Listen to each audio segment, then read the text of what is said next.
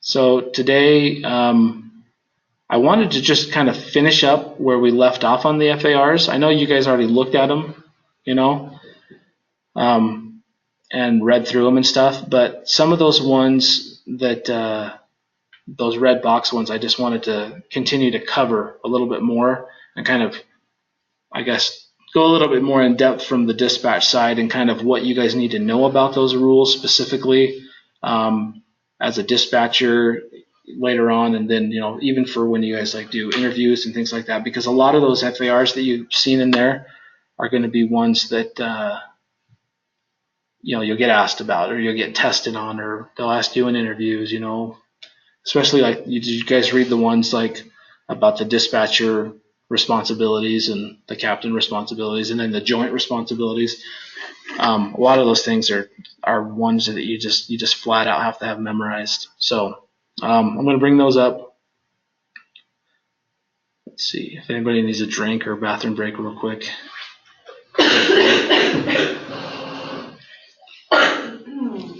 I have no one person takes it. It's our muffins in there.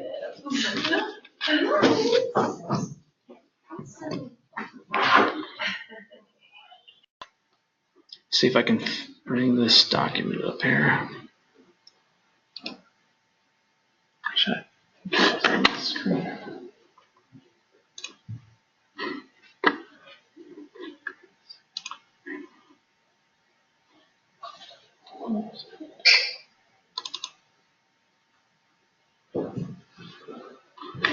That's just video, please. I think it was back at the end. I put it at the end of week 4. Week 4. Last day. Six.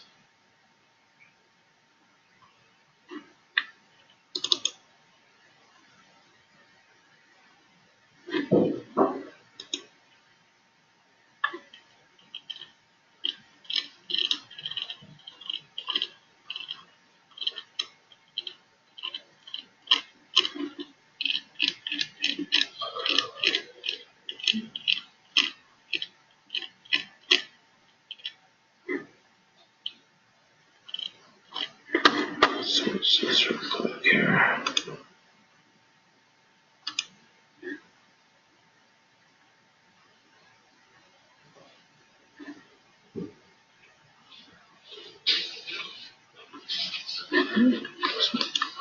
Okay. So the one we ended on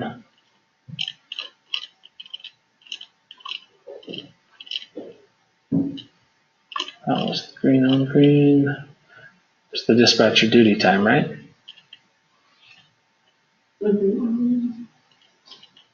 And you remember that? Don't remember the last one. Okay. Yeah. Okay.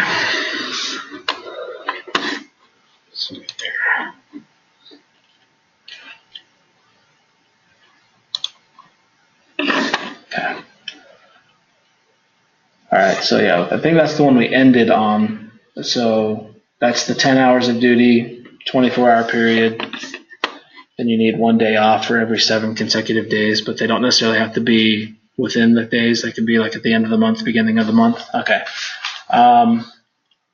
Okay, good. Because that brings us in, yeah, because that's just right where we left off. Which is the next one is that probably the biggest FAR that you as a dispatcher need to know and need to remember is this one. So this one is responsibility for operational control, domestic operations. Each airline conducting domestic operations is responsible for operational control. The pilot in command and the aircraft dispatcher are jointly responsible for the pre-flight planning, delay, and dispatch release of a flight in compliance with this chapter and operations specifications. Okay, so that's the first part you need to have memorized right there, those 3 things. So write down PIC dispatcher joint responsibilities. Those 3 things: pre-flight planning, delay, dispatch release.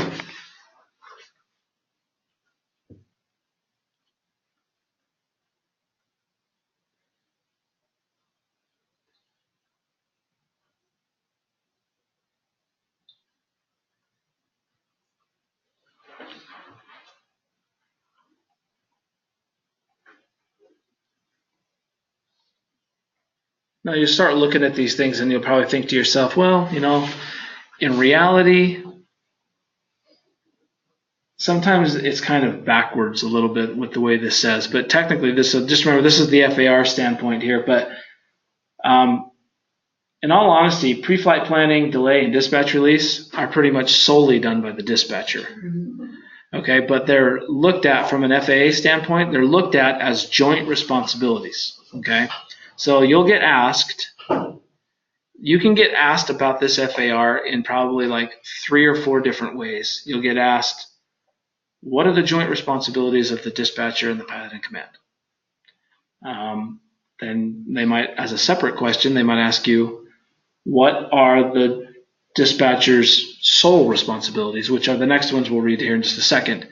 Or they might have you list all 6 of them. What are, you know, in one question, they could have you say, what are the 6 responsibilities of the dispatcher and pilot in command? You know, I mean, they can ask it a lot of different ways, but just know that it's all in reference to this 121.533. So 121.533 is probably the only FAR reference number that I have memorized, that I know which one it is. If you were to say 121.420, no idea what it is. But when you say 121.533, it's probably the only FAR that I know is, you know, this one. So pre-flight planning, delay, and dispatch release. Now the next part, the aircraft dispatcher is responsible for, these are going to be your sole responsibilities, monitoring the progress of each flight, issuing necessary information for the safety of the flight, and canceling or redispatching a flight if, in his opinion or the opinion of the pilot in command, the flight cannot operate or continue to operate safely as planned or released.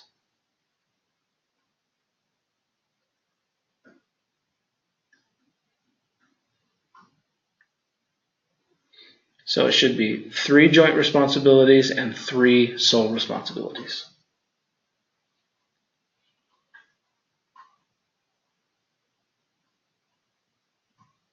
And you just need to know which are which. Now, as far as those last 2 on the sole responsibilities, you don't necessarily, like, if you will get asked this question on the next quiz, but you don't necessarily need to like write out those huge long things. Like, if you were to say, if you were to get asked this like on the quiz, or when you get asked this on the quiz, it'll just be, you can answer the joint responsibilities, you just write them out: pre-flight planning, delay, dispatch, release.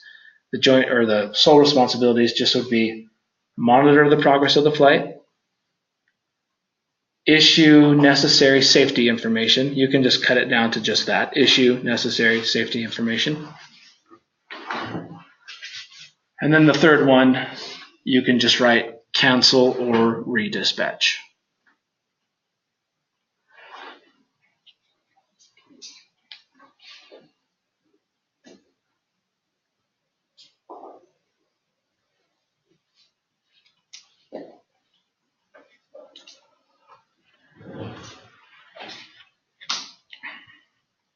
Everyone good on those? Okay.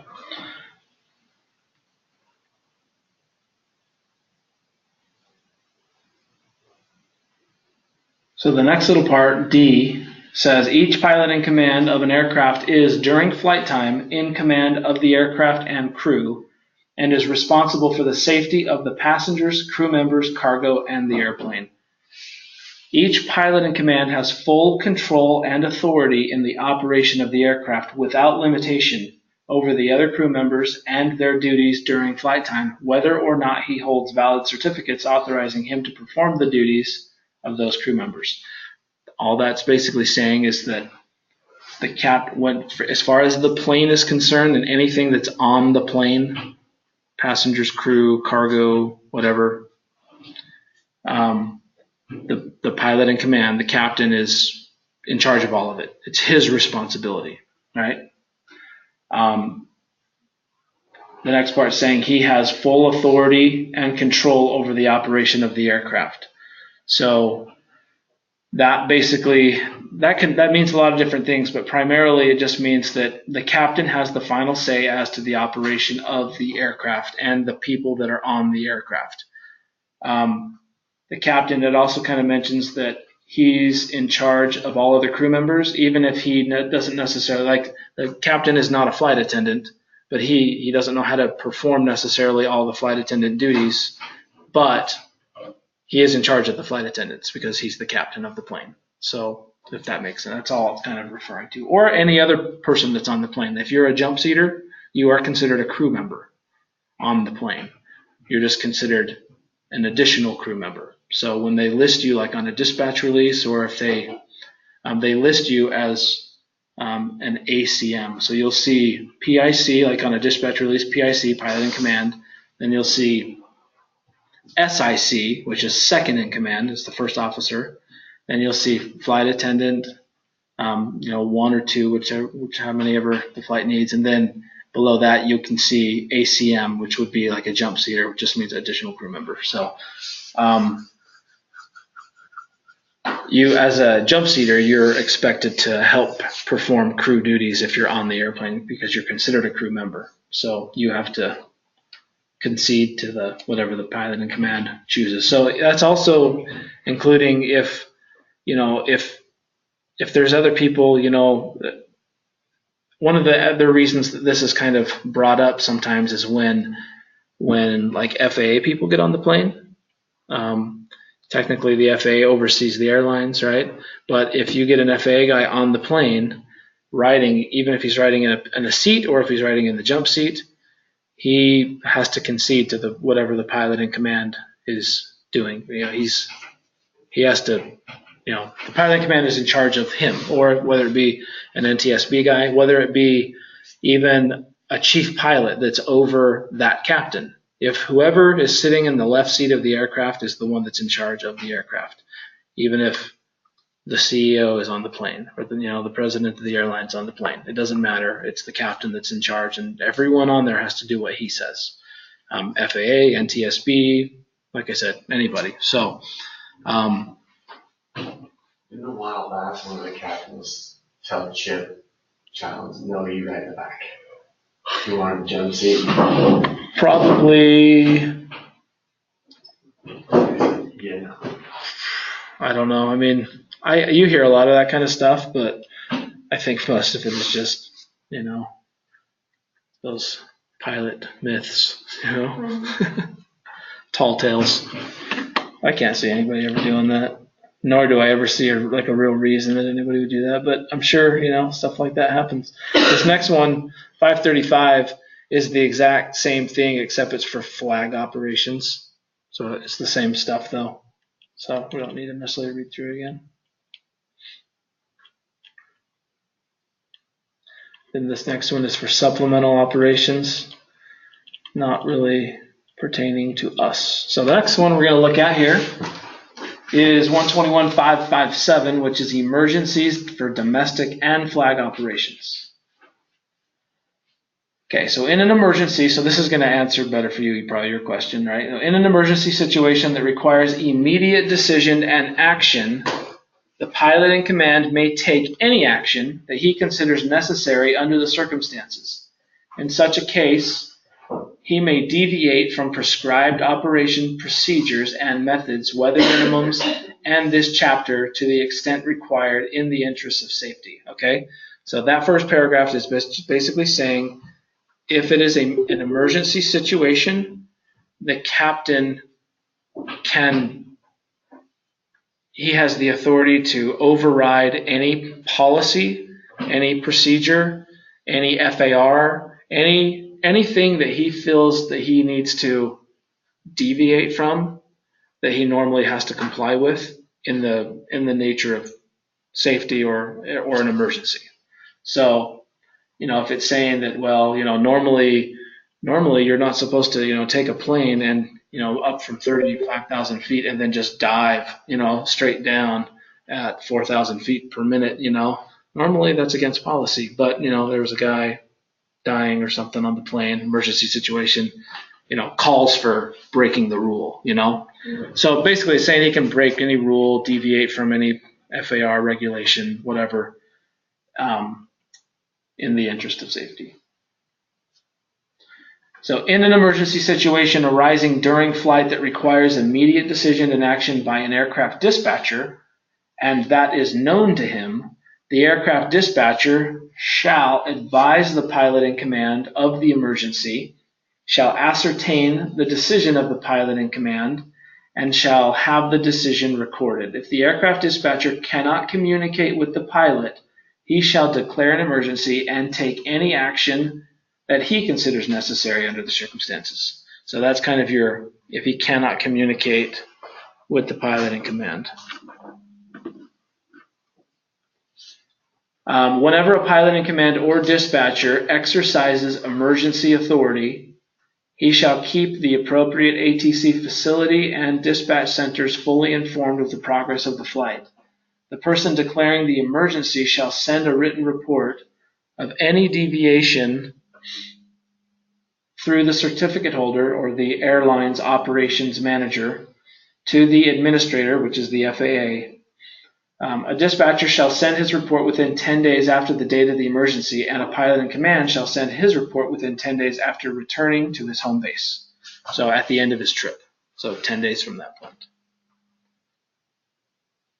So that's just basically saying the pilot in command and the dispatcher both have emergency authority. The only time the dispatcher ever really needs to use it is if he cannot communicate with the pilot in command.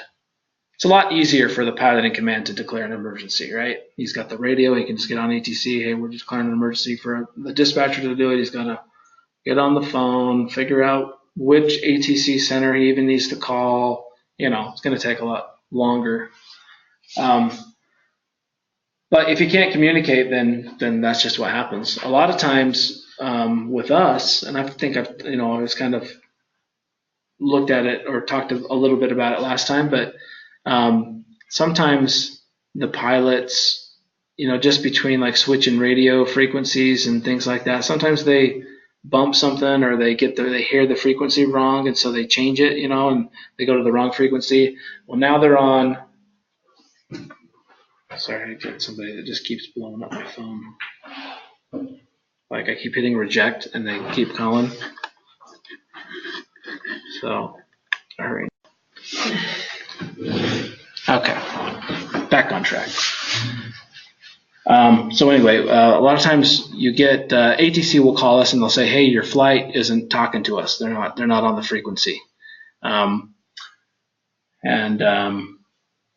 Then we try to send them an ACARS message. They don't answer. So we've had a lot of weird situations. Like most of those situations are just that they're on the wrong frequency, and then we send them an ACARS, and they'll always see the ACARS that you can't be on the wrong frequency for that. So they'll see the ACARS and they're like, "Oh crap!" Then they'll switch it and they'll get on the right one. No big deal. But sometimes, and I know you guys have probably seen some of like the media reports of the last couple of years where, it happens sounds like on both sides, but where pilots will fall asleep. Anybody seen that? Like any of those situations? But there's also been ones where ATC has fallen asleep. Oh my gosh. Anybody ever hear about that one? A couple years ago at the Washington Reagan National Airport.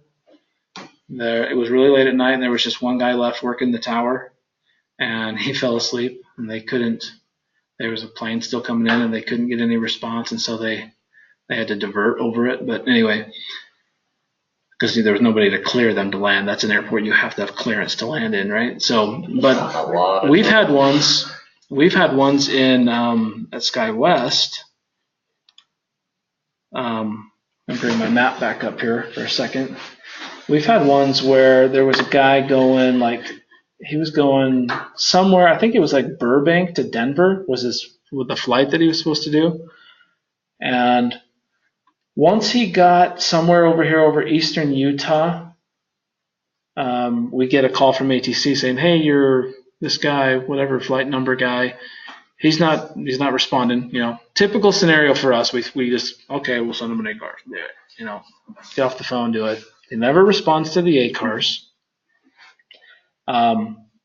Never. So then it's a really interesting escalation process. Okay, this whole, they call it a no-com event, but it's really interesting how it all works, because you get that first phone call, nobody. For ATC, it happens probably 50 times a day, so they're used to seeing this. They probably all see it at least once or twice, each controller. So at the first, it's normal. Even for us, it's normal. Shoot off an ACARS, okay. But then if he doesn't respond to that and get changed over to the frequencies, if 10 minutes go by, then suddenly you get another phone call. Hey, he's still not talking to anybody, and now it's like a little bit more, like seriousness in the voice. He's still not talking to anybody. Now we need him on this frequency because he blew through the last sector without talking to anybody. Can you guys figure this out? And then, so now, okay, so we get off the phone, send some more ACARS, and then we try doing it like one of those AirRink or Delta Radio phone calls. Okay, we try to do that, doesn't answer, still not answering the ACARS. Then, another 5 to 10 minutes go by, ATC calls again, and now it's like full-blown, emergency for them.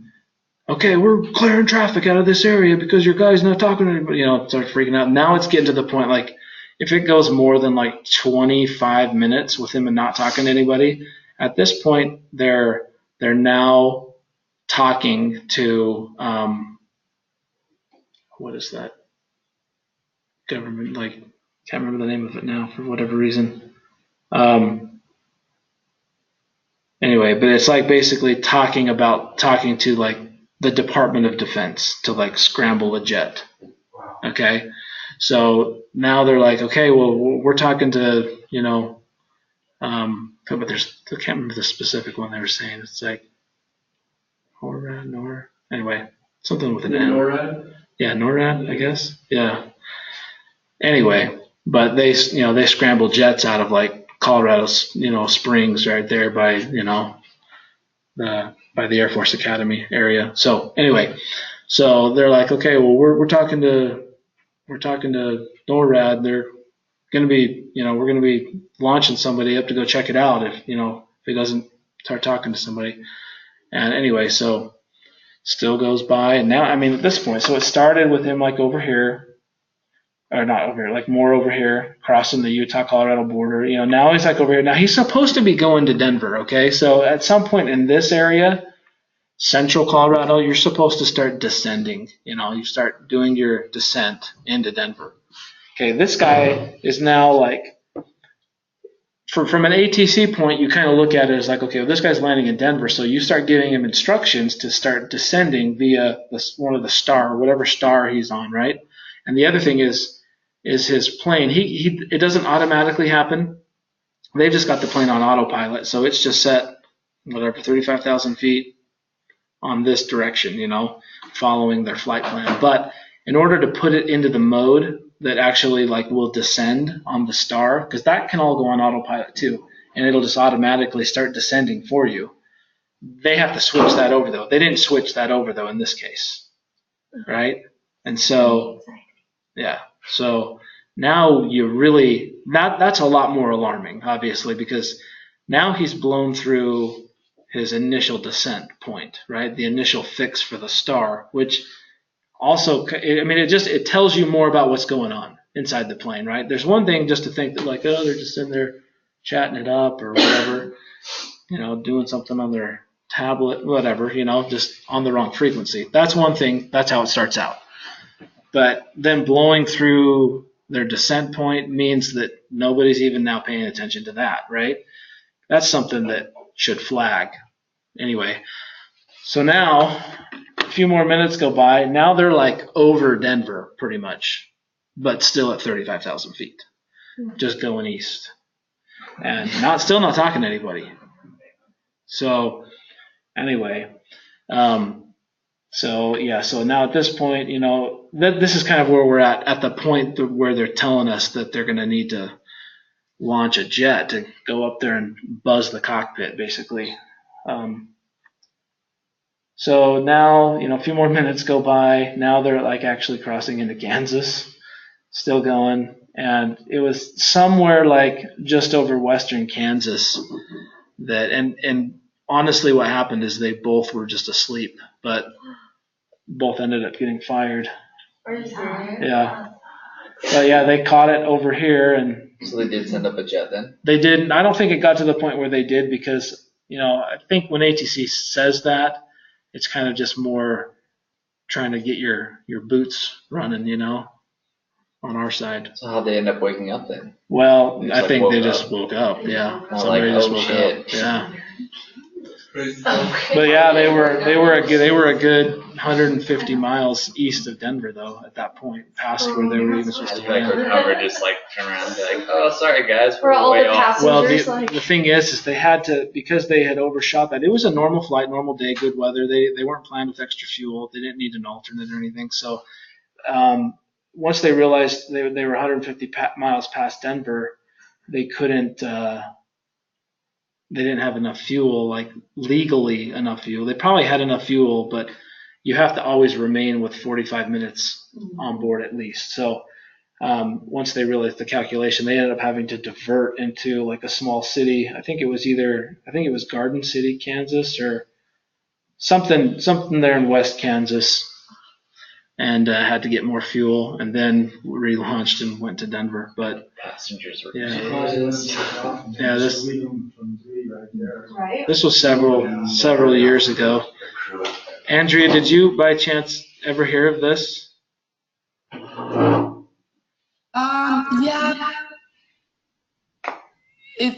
I do remember it, but it was so long ago. Yeah, it was a long time ago. Yeah. The flight attendants didn't go and like say something. The flight attendants were like, hey. Yeah, I don't know. I don't know from a flight attendant perspective if It depends on the flight attendant. It depends on the crew. Like there's sometimes I'll be flying. I'll talk to the flight deck 5-6 times in even a 2-hour span, or there's the 4-hour flight and I've talked to them once. yeah. Because if you want to call them, sometimes you're like, ugh, I don't want to deal with them up there. Yeah. If you're that far past, like you'd know, like we should have landed an hour ago. Or, Yeah. Or if like you had someone who was brand new, they would not know. They would lose that track of time. Yeah. So it would depend on who made it back.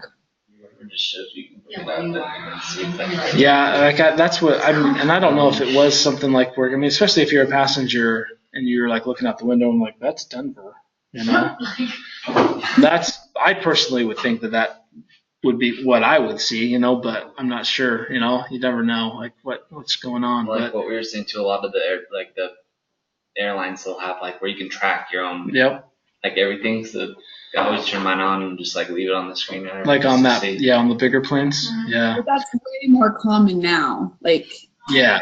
When this happened, I don't think any of that even existed. Yeah. There was another, like I used to work for ExpressJet before I worked for SkyWest, and I always commuted, and I lived in Salt Lake City at the time. So I was always commuting Salt Lake to Atlanta, and usually on red-eye flights. And it's not uncommon for pilots to grab a quick nap. I mean, and it's really, honestly, it's not, at least from the normal passenger standpoint, they would probably think of that and be like, oh crap, but once you get up into the cockpit and start doing some jump seating, you'll understand why. I mean, and you can see even why it's even safe. Yeah, it's really not a big deal. Like, there's even protocols that they even have on some planes or some airlines that as long as one of them is actively, they can't both be asleep. That's obviously a rule, but one of them can grab a quick 10 to 15 minute nap, as long as the other one agrees and is watching the controls. I was going to say, when we flew to London, they had when we were in that first class, they had one seat that had like a curtain around it that was like a crew nap place. Crew rest seat, Pilot, yeah, one of the pilots came back and took like a 2-hour nap. I was gonna say, Yep. like, on international flights, they're so long. Like, Yep. It's like On most big, long international flights, they actually have extra pilots, like ones that are, like he probably wasn't, he probably just took a break and was one that was coming back, but somebody else replaced him for those 2 hours. That's usually what happens. It's not normally just down to one. In the cockpit, there always has to be 2 people, always. So, and in most, even the big international flights now are still just 2-man cockpits, nowadays. So if even when you're flying around on just a short domestic flight, though, if one of the pilots needs to go to the bathroom, and maybe Andrea, you can shed more light on this, but that's my understanding is there always has to be 2 people in the cockpit. Yeah.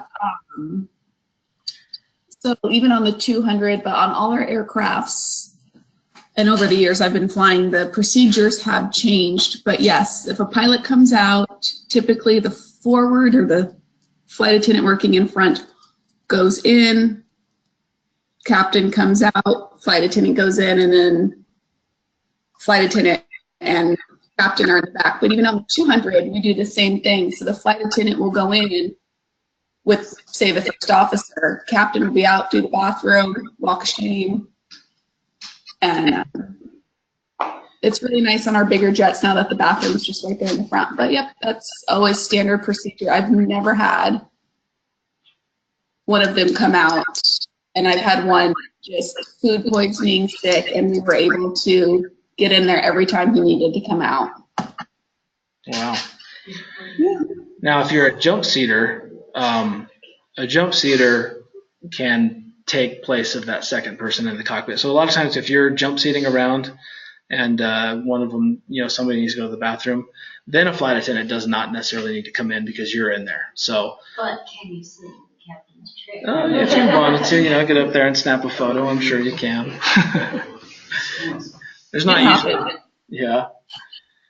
But you don't post. Yeah, you don't post it. That makes sense. Like, I did not fly this plane.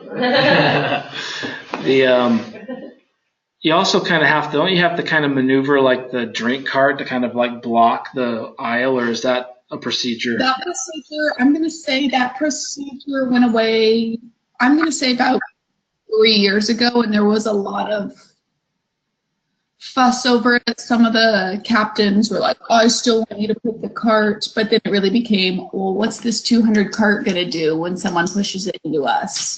They're going to like one way or the other if the cart's there or us, but I don't know if that changed so much when the ERJ came into play, because getting a cart up there to the front, it just, I don't know, I feel like it changed when the ERJ came online. Oh yeah, because the galley's in the back, right? Yeah, we have 2 galleys, but I just think it was just a setup, and now, I don't know, it just changed though. We do not have to do a cart anymore. Huh. Well, let's see here. Let me get back to theirs. But yeah, so I mean, I've been on flights where, on those commuting flights, red eyes, where one was gonna, they'll communicate with each other, and they'll just say, hey, I'm gonna grab some shut eye for 10 or 15 minutes. You got the controls? And like, yep, got them.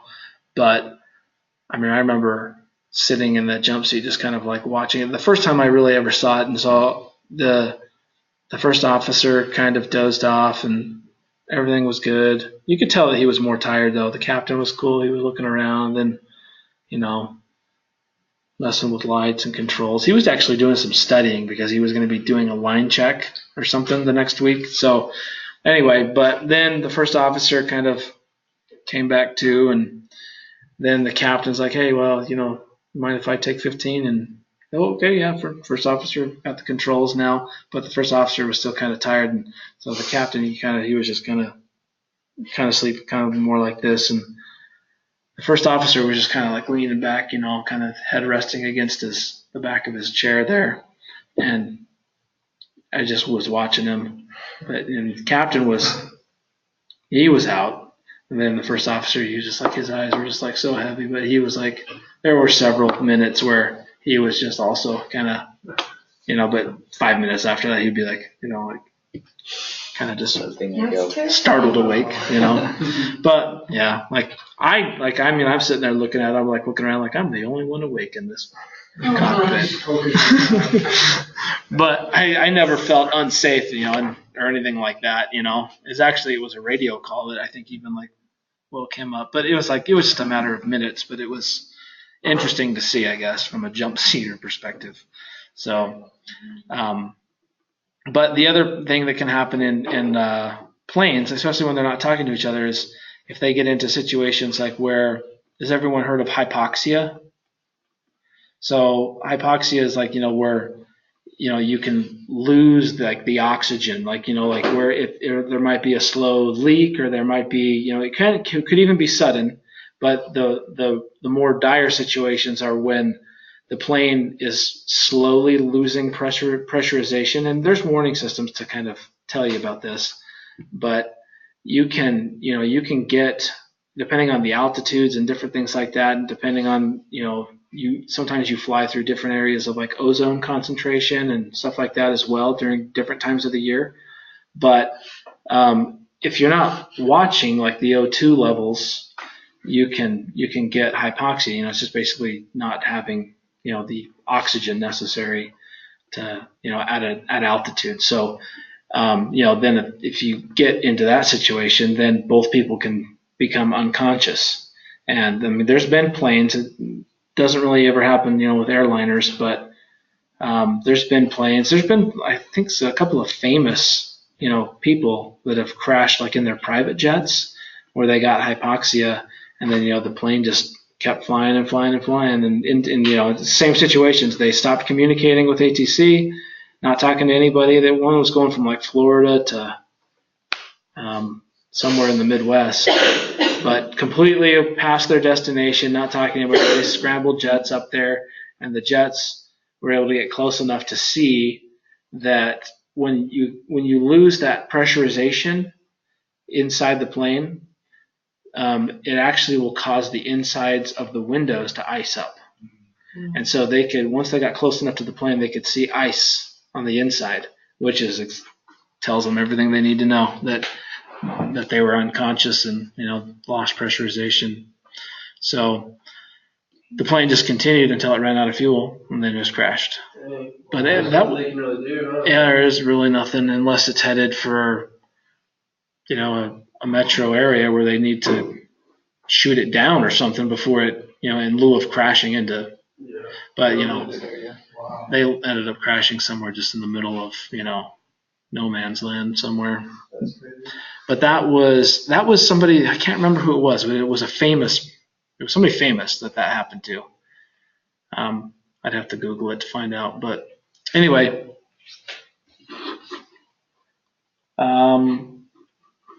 back to our lovely FARs.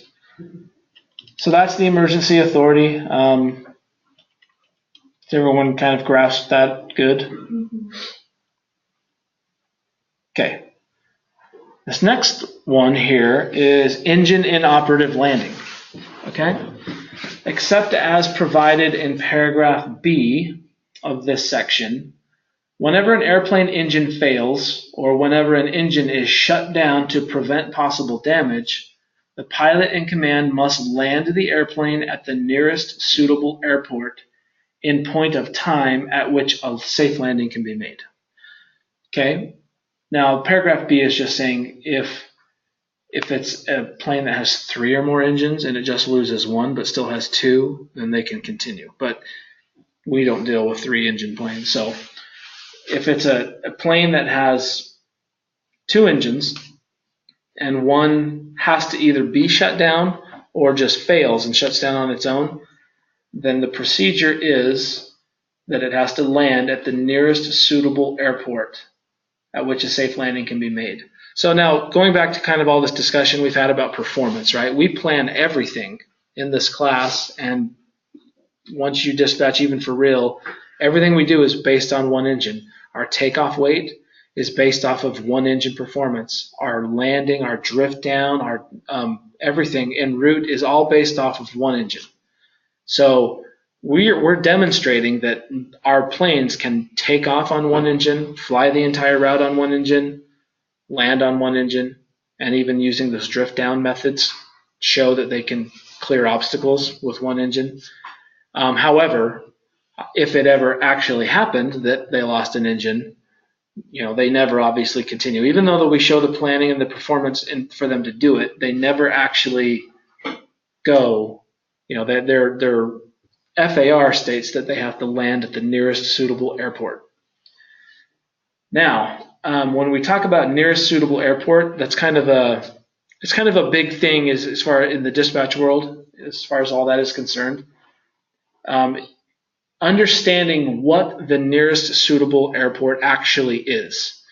It's not necessarily the airport that is just closest to you, right? Like you might be flying, you might lose an engine, you might be over, let's say you're going to St. George to Salt Lake City, you're over Fillmore. So the Fillmore airport's right underneath you. If you lost an engine, do you think that the Fillmore airport would be the nearest suitable airport? So the key word here being suitable, right? So this is kind of what the FAA looks at. So there's a lot of different things that we look at as far as what defines an airport being a suitable airport. So what do you guys think? Has to have the runway, has to be. Yeah. Gotta have the ability to get the crew passengers out. So whether it be like a jet bridge or the stairs.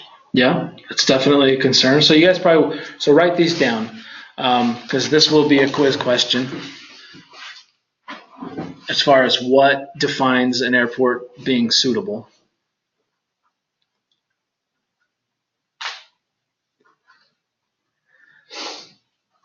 So runway length, that's a great one. There's a lot of things you can list, obviously, but runway length, yes, jetway, air stairs, put that in there. You could probably even just put passenger services in general, right? Like, what did you say? Weather. Yeah, weather. Yeah, weather is a big one because the closest airport to you might have a thunderstorm over it, right? Weather, absolutely. That's a big one.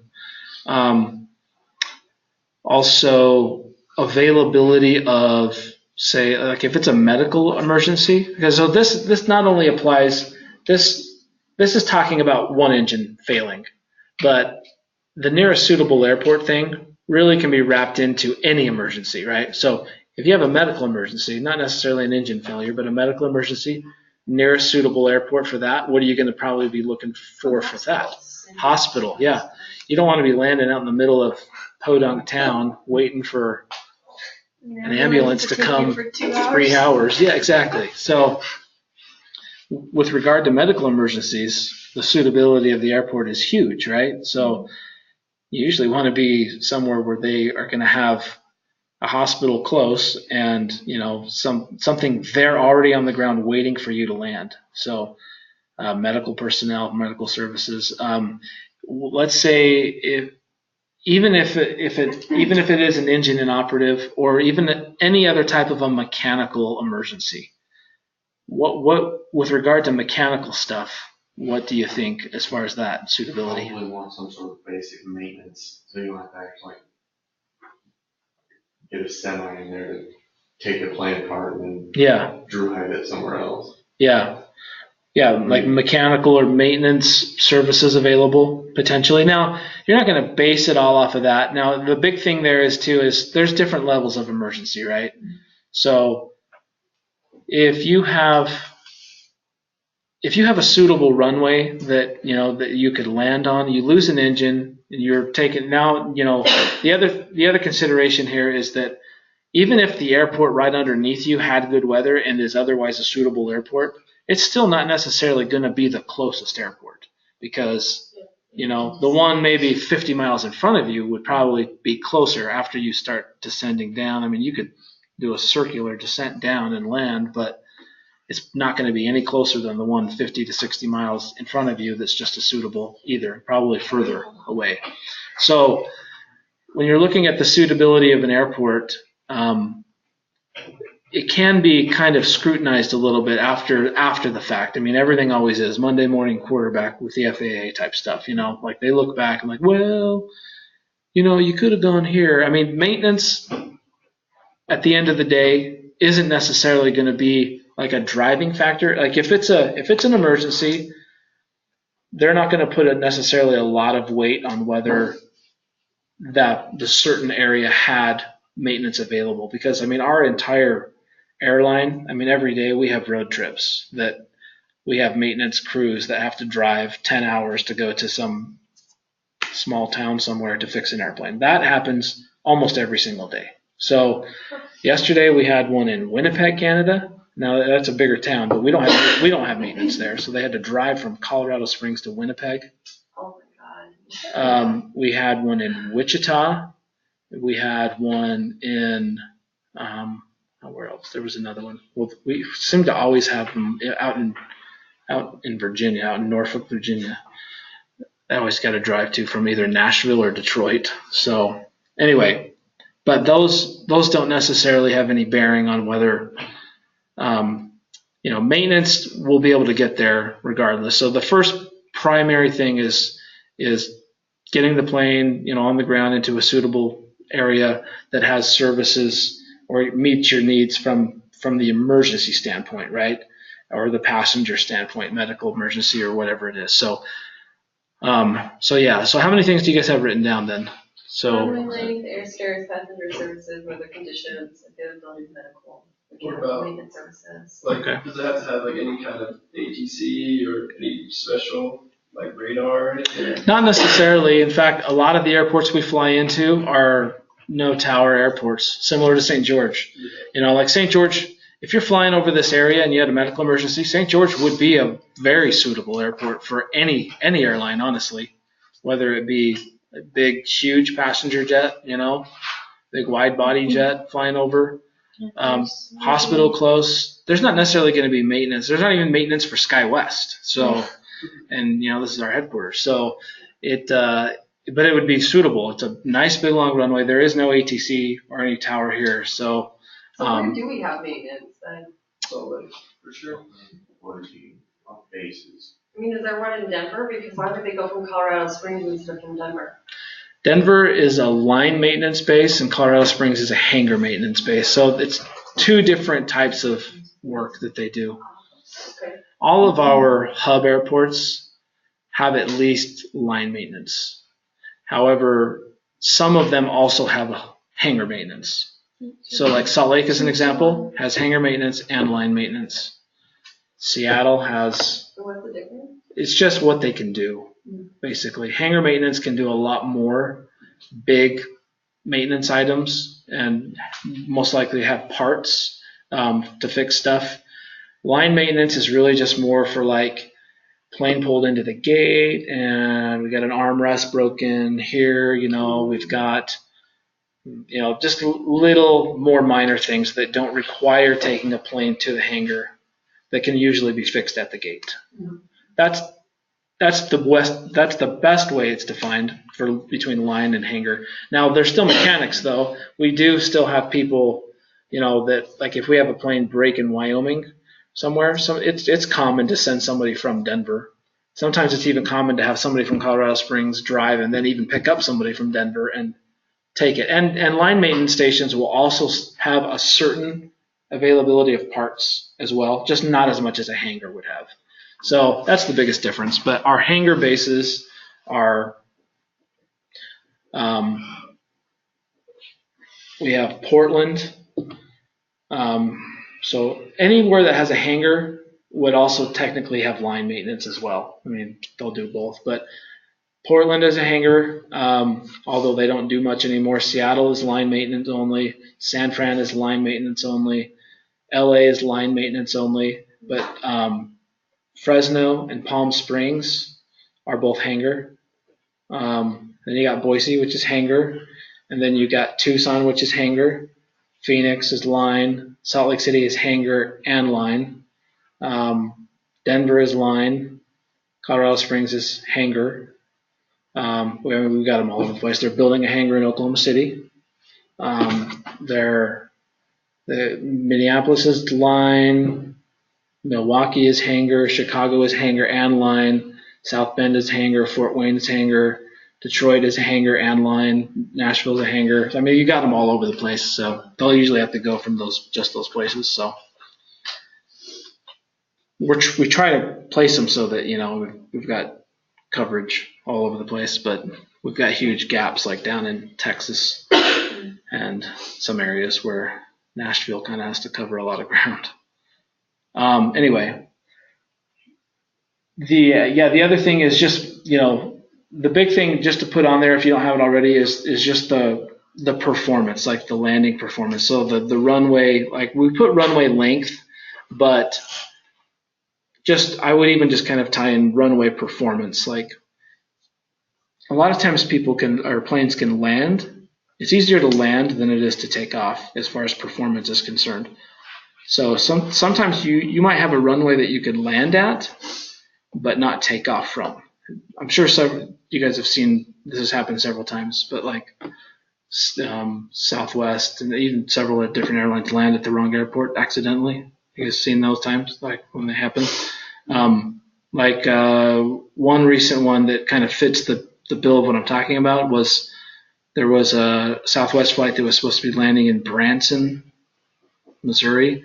It landed at a nearby airport that they thought was Branson, but it was too short.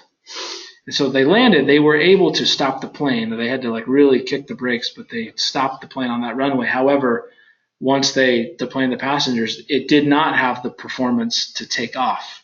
So they had to get a whole bunch of weight off that plane. So they had to take out all the seats and they had to rip a lot of stuff out of the plane to get it down to a certain weight to where it could take off off of that runway. So would that be kind of like if you go to an airport and it doesn't have a way to start the engines too, like you were telling us about? Like it has to have those. Like if the APU was out, and they needed an air start. Need an air start or typically things like that. Yeah, they would typically have to just send maintenance out to fix the APU, or they would have to truck in an air start.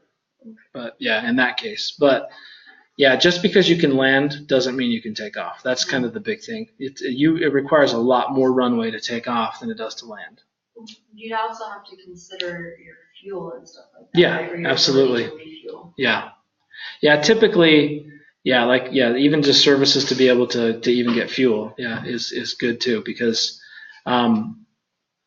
you're going to need to be able to do whatever you need to do. But the biggest thing is those things go in priority order, right? If you have a true emergency where you need to get that plane down on the ground, a lot of those things are going to take kind of the back seat a little bit. Like even if fuel wasn't available, the fact that they're having a medical emergency, they're just going to have to find a truck and drive it in to get fuel then, or whatever, or maintenance or whatever. So as long as they can get the plane on the ground and get somebody there medically, speaking, then that would be the first look, Like if it was shown that you bypassed a couple of airports in order to get to one that had fuel, but you could have landed at these other ones. If it was a medical emergency, they'd come after you for that. Yeah. Exactly. So that's kind of what you got to consider there.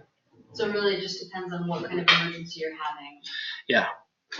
Yeah. Like if it's, you have to be able to justify bypassing another airport to be able to say, well, that one that one's not a big enough runway. I couldn't land there, whatever, or that one was 2 hours away from even an ambulance or, not that you're going to be asked, but if you were asked, and honestly, most of the decisions as far as a diversion like this go, this is going to be the dispatcher normally 95% of the time is going to make this decision, not the pilot. They're going to normally tell you, they're going to come on, they're going to say, we lost an engine, whatever. Now there are sometimes when you do have pilots that just don't say anything at all, and all of a sudden you see that they're diverting on your little map thing, shows them diverting. and you try to figure out what happened. And sometimes if it's a quick happening thing, it just happens and they just go and you don't even hear from them until they land. So sometimes that does happen depending on the emergency, but typically in a diversion situation, whether it be an emergency diversion or whether it be a medical diversion or even a weather diversion, 95% of the time the dispatcher will make the decision on where they will divert to. So just plan on that being, your responsibility. Typically it is. They're just normally going to send you an ACARS and say, where do you want us to go? We got a medical emergency. Where should we go? Because they expect you to do all of the contacting at that point. So, there's several people in the OCC that'll help you, and you can start delegating work. Like, hey, you call the airport, tell them to go to hospital, and you start just kind of assigning duties. But the dispatcher will normally decide where they're going to go. And that's not something that you typically plan for. The only thing that you divert for, or that you have another alternate is for weather. Correct. So that would be something that you would do just like in the moment. In the moment, yeah. Yeah, and in generally speaking, it's not that hard when you're flying flights inside the lower 48, So you're going to normally have a dozen airports to choose from. The only time it ever becomes really that hard is if it's like the middle of the night and you know that most of these airports, especially if they're in between big cities and they're not necessarily over, most airports are just closed. There's not going to be anybody even there. Those are the tougher ones, that you have to justify, well, we're going to have to fly an extra 100 miles and go to whatever, because there's one engine in off, and drift down is going to be a big consideration. Yeah, if you're over the mountainous areas. States, that's going to pretty much tell you where you are going. Yeah, exactly. Yeah, if you're within a drift down zone in between mountain ranges, then yep, you're going to be landing there even if there's nobody there. And that happens too. And that even happens on scheduled flights, it seems sometimes. So, cool. Well, I'm going to move on from this one then.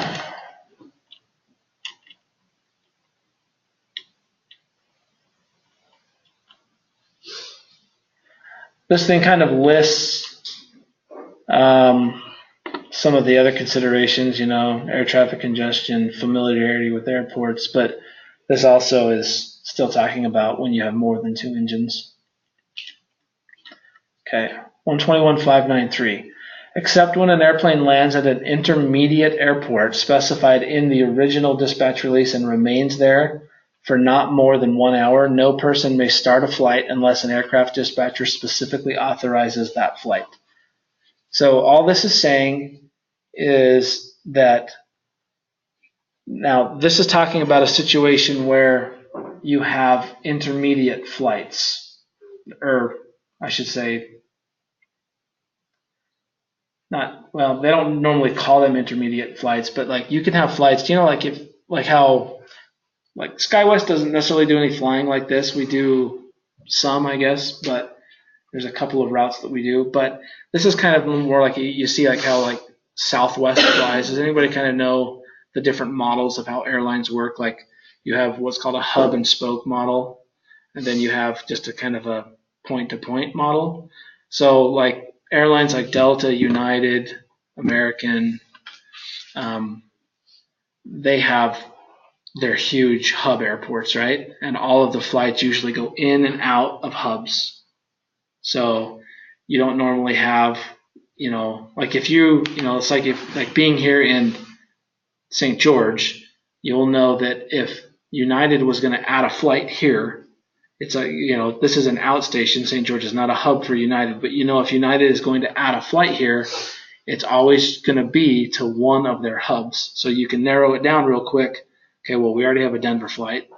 That's one of United's hubs. We already have, now we're adding an LA flight, right? Here in a couple of weeks. That's also a United hub. But if United were to ever add an additional flight later, you would assume that it's always going to be to one of their hubs, because that's how their airline model works. It's always hub to the outstation, back to the hub, and then to where. So like a a typical plane could start out in Kansas City and go Kansas City to Chicago, and then Chicago to Indianapolis, and then back to Chicago, but it's always back in, back out, out to an outstation, in and out. So, the planes that come in and out of St. George will go St. George, Salt Lake, Boise, back to Salt Lake, then Salt Lake to, sometimes they will flow through to a different hub, but wherever they go, it'll always be to another hub typically. So even on Delta, which has, like in the West, has Salt Lake, Seattle, and LA kind of as their hubs in the West, the flight might go Salt Lake to Spokane, and then it could go Spokane to Seattle, which is a hub, so it's always this hub and spoke model. And then companies like Southwest, Frontier, some of the low-cost carrier ones, Spirit,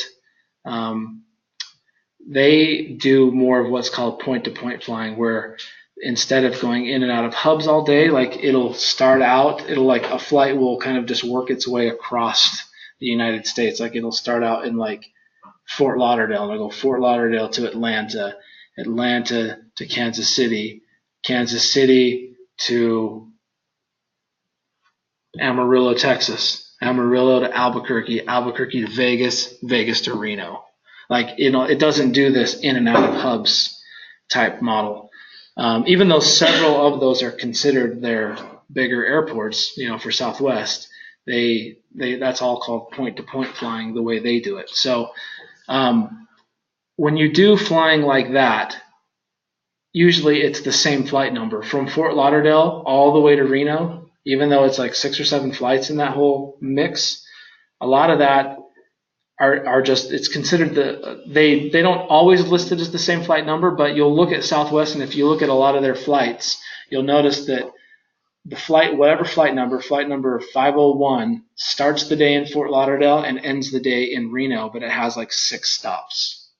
So they don't do like just long flights. Yeah. So you might book flight 501 from Atlanta to Kansas City. That might be the one you're on or whatever. But then it continues. The flight just continues doing these other little flights.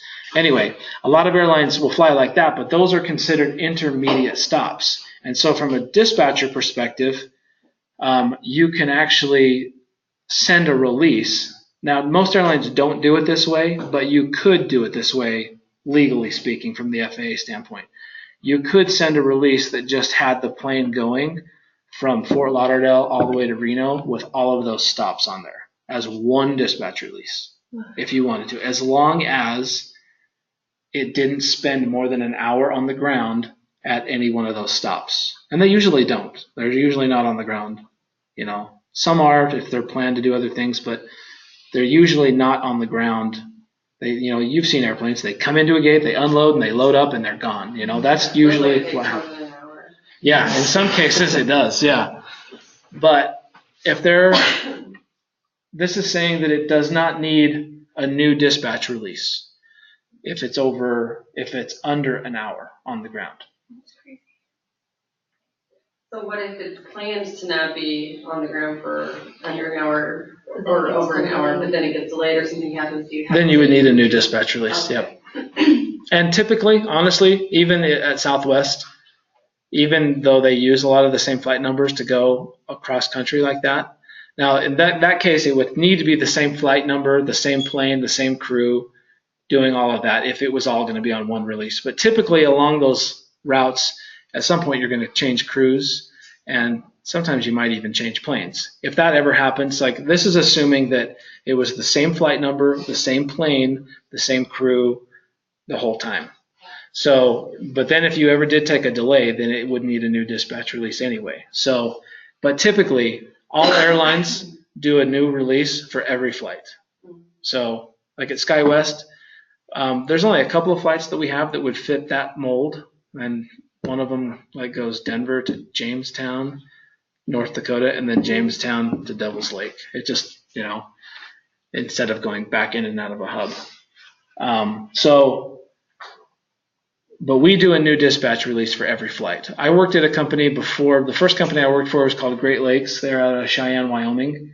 But we used to do They used to do flights where I could send the release for the whole round trip. Like if the flight was going to go Denver to Casper, Wyoming, and then back to Denver, I could send a release that was for both.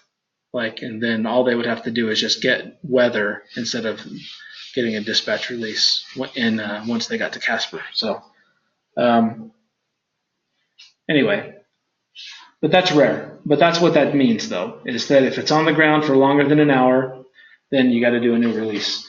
The other things that this is kind of looked at as well, like if you have a flight that diverts, like if you've got a flight going, if you're going Salt Lake to Fresno and Fresno has bad weather and your flight diverts to San Jose, California, as long as they're on the ground in San Jose for less than an hour, they don't technically need a new dispatch release. So as long as it was planned like as an alternate, on the release. So, and there's a lot of different rules, and most of this stuff you'll learn more specifically like when you get into an airline ground school, because every airline has different rules and policies on how they do it. At SkyWest, it's just pretty much blanket. Like if you divert, from the FAA standpoint, you don't necessarily need a new release, but like SkyWest, like I was saying, it doesn't matter. Every diversion, every flight gets a brand new release. So every flight's treated independent. Now, so just remember that. That's most likely an ADX question that you usually will get. So domestic it doesn't need a new release if it's on the ground for less than an hour. For flag operations, same rule, except it can be on the ground for not more than 6 hours. Okay, so flag operations, obviously that's going to be mostly, international type stuff, or transoceanic. So bigger, longer flights. But they can actually land at an intermediate stop and be on the ground for 6 hours without needing a new dispatch release. Like I say, it's rare that would ever happen. Even, most airlines just always do a new release because they like to have new weather, new fuel calculations. They don't like to rely on something that was done earlier in the day when the weather was different, So that's just the rule, though. But both of those two seem to always be somewhere like in the ADX studying. You probably saw them, right? Yeah. So 6 hours for flag, 1 hour for domestic. You guys want to take a break for like 10 minutes or so? This job is so big for me. It's just like you travel a lot, so I'm like, sweet, I can get free flights, Right. half of the cost of traveling. Yeah. Plus the hours, I hours. served most of my life, and it's like when you work swings all the time, all your friends are asleep or at work when you're not at work. So it's like you're taken out of society a lot. Going to work at 5 to 2 in the morning. So let's see here. Familiarity with weather conditions.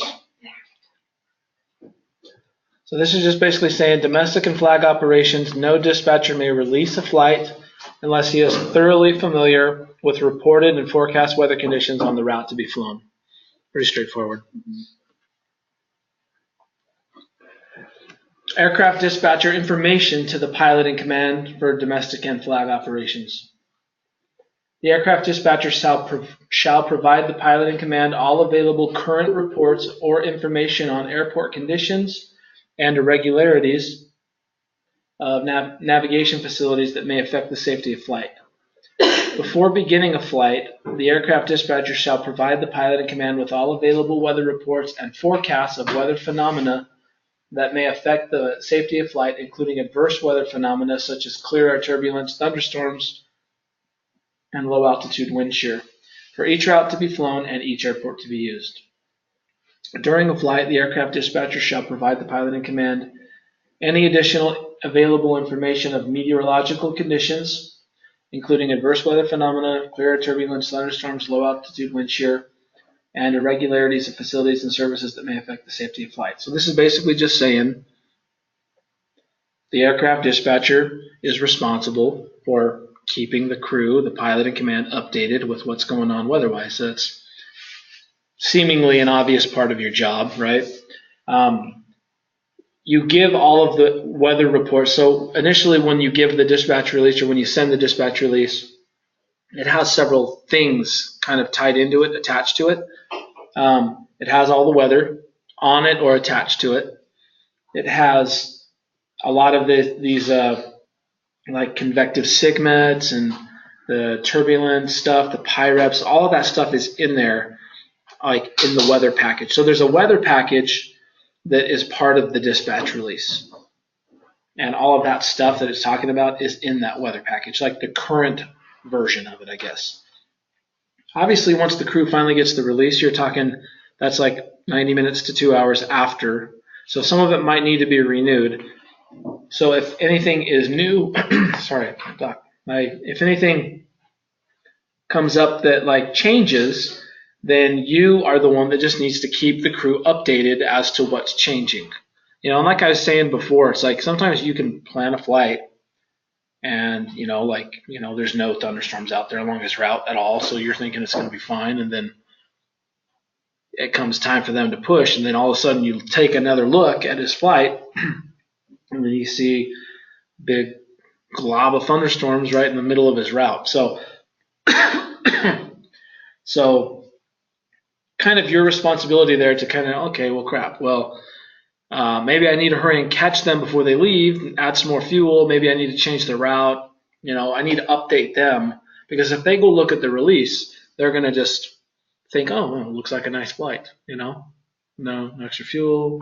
We're on the canned route, which is basically the shortest available route. That must mean that weather's good and everything else. So, so that's what they're going to think if they get the release, if you don't say something. Now, a lot of them do pull up their phone and just look at things, and a lot of times they'll call you and they'll say, you never want to get into a situation. You always kind of feel dumb when the captain's telling you about the weather. You know what I mean? So sometimes it's kind of unavoidable, though, and that's just simply because of a workload factor for dispatchers. Like if you're in there, like I said, you've got 10 or 15 more flights to do in the space that you planned his, and then he actually got the release and is getting ready to go. So unfortunately, it just happens sometimes. But, if you can, to whatever extent you can, try and kind of keep updated on the ones that you've sent that haven't left the gate yet, that haven't pushed back. You can kind of, that's kind of how your stuff is sorted, more or less, is, you can kind of see the ones as you go down your list of flights. These ones are in the air, these ones are taxiing, these ones are getting ready to push, and then these ones you're planning right here. So anyway, but whether they've taxied out or whether they're even in the air, you still need to continually update them on changes. If you're looking at them on your map, and we call it Fusion, but if you're watching them and you see their airplane little thing, you can actually bring up their route, like you can click on the airplane and then you can do show current route, and it'll actually draw a line on where their route is supposed to go. And so if you draw that line and you see ahead of them they're going to be flying through thunderstorms, then you might want to consider maybe sending them a change to maybe have them go north, south, whatever they need to do. What I like to do personally, because like I said, it is hard to kind of just keep track of all of your flights. Sometimes you got 20 flights in the air too, so even if you look up at your screen, you see 20 yellow airplanes. And then you see, depending on how you set up your filters, you can have a lot of different airplanes that aren't even yours up there too. But the ones that are your flights should be bigger and brighter, kind of signifying that these are yours, right? So you're starting to look at those and you can see them. But even once you get 20 of those in the air, if you're kind of zoomed out at like where you can see the entire United States, sometimes it's hard to say, well, this one's that one, this one's that one. But what I like to do, just to kind of keep me on top of like my problem flights, if you want to call them that, like I say, on any given day, you probably will have less than 10 of your flights would be problem flights. And that could be anything, like I said, from weather, maintenance, whatever it is, that you're really needing to do extra work on. Okay, most flights, you can send the release, never look at it again. And, you know, it's a good weather area, whatever. They're not going through any maintenance problems or whatever. So most of your flights are like that, honestly. That's the truth. Your workload on any given day really comes down to how many problem flights you have. Because most of your stuff is just do the release, send it. You know, you'll notice it, you'll look back on it here and there, but, you know, after just sending the release, you might spend a total of 30 seconds, you know, looking at it again for the rest of the day. But the ones that are the issues, the ones that are going to be flying through weather and things like that, once they get up into the air, I like to turn on their route so that it kind of highlights those planes, and so that anytime I look up at my map, those are the ones I'm seeing as far as like where they're flying, so I can see if ATC, because the thing is, if ATC changes their route, it'll change right on my screen. You know, it'll show me where their changes are too. So you can keep tabs on where they're headed, what their current route is, everything else, where you want them to go. But that's what's cool too, is you can come up with this new route that you want them to fly. You can send a message to them over ACARS, hey, you guys should go from here to here to here. And you'll learn more about how the routing stuff works when we get into the flight planning. But send them that message, and then, you know, they're okay, cool, we'll ask ATC, and then like a minute or two later, you just see the thing change, you know, right on your screen. Kind of cool. You're like, oh, I did that. But anyway, weather, just keep them updated with weather. That's kind of the big thing there. The low level wind, or the low altitude wind shear, that's talking more specifically, like that's like your microbursts and things like that.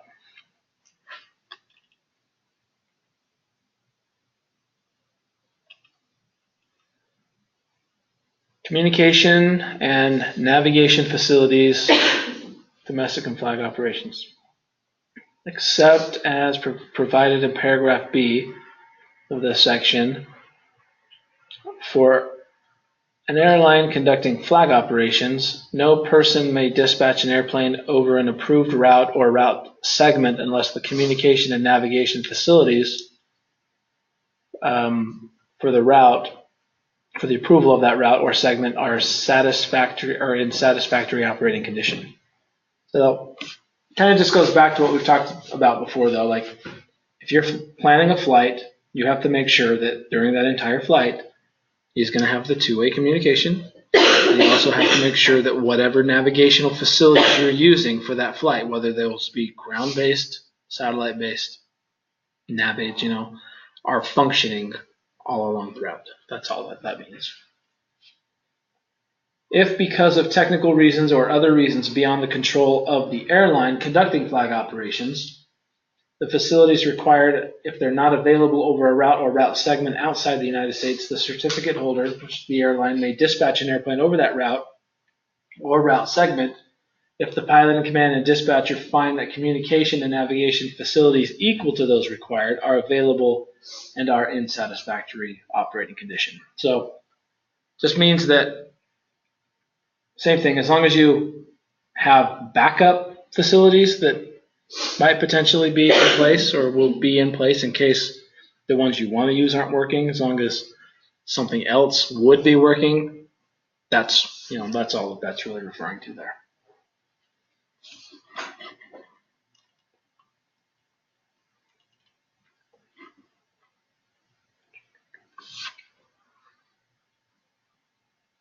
No person may dispatch or release an aircraft for operations under IFR or over the top. I'll explain over the top in just a minute. Unless appropriate weather reports or forecasts or any combination thereof indicate that the weather conditions will be at or above the authorized minimums at the estimated time of arrival at the airport or airports to which dispatched or released. So what this is talking about is you cannot file or send or dispatch an aircraft on an IFR flight plan unless the forecast for the airport that you're going to land at, your destination, indicates that they will have the landing minimums at their estimated time of arrival. Okay, so this is a big FAR. This is one that you want to have memorized for sure. But this is what's called your legal to go. This is referred to as your legal to go FAR. So you remember back to the 1, 2, 3 rule, right? Okay, so you have the 1, 2, 3 rule. That tells us whether or not we need an alternate, basically. Now, this one it's kind of like that FAR. The only difference here is that this FAR tells us not whether we need an alternate or not. This just flat out tells us whether we're legal to launch or not. If going back to like our weather minimum things, if we're sending our plane to, well, let's just talk about that example I was using yesterday with Duluth, okay? You guys remember me talking about Duluth and their ILS is out of service? So that makes their weather minimums to land at Duluth. We need 1 1/4 statute miles visibility and a 400-foot ceiling, okay?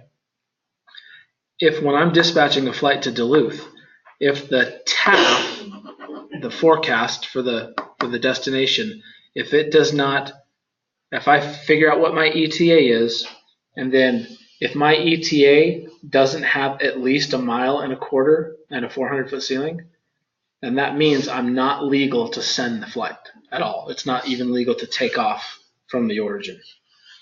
So, with that considered, we would have to wait until either the forecast changed or we would have to delay the flight into where it would fall into a different ETA. Like, you know how the TAF has the different lines from this hour, from this hour. So you'd have to delay it to where it's now the ETA falls into a different one that is legal or is above 1 1/4 miles, 400-foot ceiling. Is this kind of making sense with everybody? So this is, like I said, it's referred to as the legal to go FAR. It's just basically saying we have to have our landing minimums in the forecast at our ETA.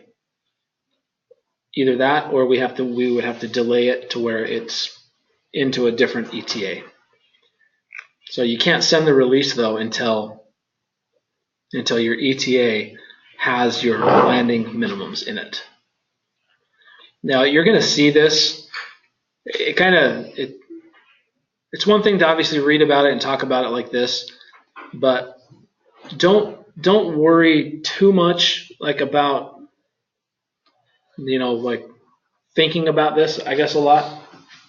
This is something you're going to end up doing on every single flight. Okay? So once we get into flight planning, this is like a lot of these FARs, like the 1, 2, 3 rule, this one, you're going to see this over and over and over, because on every single flight that you plan as a dispatcher, you always, on every single flight, have to look at the 1, 2, 3 rule, and you also have to look at this. So these are things you'll become very familiar with. So those are the 2 very first things you check when you do a dispatch release, because you don't want to waste your time planning this flight if it's not even legal to go, right? Right.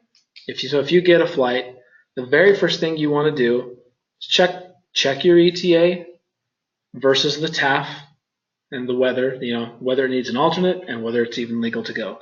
Because if it's not legal to go, there's no use wasting your time doing this whole big long dispatch release when it's not even legal to go. So, but at that point, when you do find that out, if it's not legal to go, where do you step from there to delay? Well, if you just have to start looking at the TAF. So if you get the flight and it's otherwise on time, as scheduled, but let's say its ETA is supposed to be 1200 or let's just say 1500 Zulu in the TAF, because the TAF all goes by Zulu time, right? So you see you figure out where 1500 falls in the TAF. You see that it's not legal. But then, let's say 2 hours later, there's like a from 1700 with a line that does show, it shows the weather's supposed to improve, and then it does show, weather that is above your landing minimums. You would just delay the flight to where the ETA falls into that. So if you had to delay it 2 hours, then you would just delay it 2 hours. You move it down your list, and then you look at it in 2 hours. So you let who know? You would let, like, the dispatcher would let the coordinator know. Okay. The regional controller coordinator. That's the first person they'd let know, hey, this flight's not legal to land in Duluth until 1730 Zulu, whatever. The coordinator look at it. Okay. Coordinator will then figure out what they want to do. From a dispatch perspective, doesn't really matter at that point. Like the coordinator might decide to cancel it, because it's going to delay too much that maybe the crew won't be legal. I mean, it really just depends on what time of the day it is, what else is going on, like if they can actually absorb that delay. So you don't have to figure that out. The dispatcher does nothing on that end at all. Yeah. The only thing the dispatcher ever worries about is if a flight is good to go, then he works up the flight and sends the release. But when you have maintenance issues, when you have weather issues, I mean, a lot of times people are just canceling flights without really the dispatcher necessarily even knowing. But the dispatcher otherwise really doesn't care, though. You know what I'm saying? Yeah. The dispatcher only cares when you have this big long list of flights that you're supposed to do at the beginning of the day. It might get trimmed down because, there's a lot of reasons we would cancel ahead. Like if we know that Chicago's going to be really bad this afternoon, we might jump in there and take out a whole big bank of Chicago flights. The dispatcher of those flights may not even see it, like because it's so far down his list and it's towards the end of his day, he might not even see that it disappeared. Just, he doesn't really care because he's just focused on the ones that he's planning and that are already flying. So once you start moving down the list, once it becomes time for a flight to start getting planned, it turns yellow or whatever color you set it to, but it changes colors. So, mine will just turn yellow. That means it's now within the time frame that you need to start working up the flight. That's all it means. Start working up the flight. You figure out that it's not legal to go. And let's say that the coordinator is okay with it just being delayed a couple hours. They'll just run it later once it is legal. Then, okay. You move it down. Coordinator delays it out. You just move down your list. And you probably don't really look at it again until it turns yellow again. That's pretty much it, though. But if the coordinator decided to cancel it, then obviously it just disappear. Or whatever other thing, mechanicals. A lot of times you'll get onto your desk and you'll see that flights are already delayed due to weather, due to mechanical, whatever. But yeah, dispatcher doesn't really. One of the nice things about dispatching is you really don't have to care about any of the outside stuff. The only thing that matters is, one, do I have a plane that's airworthy? Do I have a crew that's legal? And do I have weather that's legal? If you have those three things that are all good to go at the same time, then you plan the flight. But if any of those elements are not, then you don't. So it's pretty cut and dry. It'll tell you like if the crew is getting close to not being legal, or if they aren't. Like you don't have to figure that out yourself. It'll tell you. Yeah. In fact, you don't even know unless the coordinator or crew support tells you. So you have no reason to even check, and nor would you ever check. So even as a coordinator, sometimes the coordinator will preemptively ask, but typically it's going to be crew support that will alert the coordinator, and then the coordinator knows that the dispatcher doesn't really care. But the only thing that the coordinator would tell the dispatcher is, hey, this crew might be timing out, so don't worry about working up that release. How long does it usually take you to work up an entire release? Depending on the release, like if it's otherwise, just a normal release, no no real weather impact or anything like that. No major MEL stuff. Start to finish, probably under a minute total. Oh, really? That fast? Yeah. And how with 50 flights, how do you work a 10-hour shift? Well, it's because You gotta watch all the flights. yeah, you got to watch everything. So it's just a lot of like. Well, the thing is you got to look at it this way. So you look at it like hour by hour. You arrive. The very first thing you do is you log into your desk, you bring it all up and get all your stuff open that you need. Then you'll see, okay, well, within this first hour, I've got 7 flights that I need to work up that are going to become due to work up in this hour. So you start working those flights up, start sending those releases. That's kind of your first hour. It's just kind of your first hour is really just getting familiar with what's going on all across the United States, which airports have flow programs, ground delay programs, things like that from an ATC perspective, where your weather's at, if you got thunderstorms, anything like that. Start looking, at your releases, get them worked up, get them planned, get them sent. Then you, at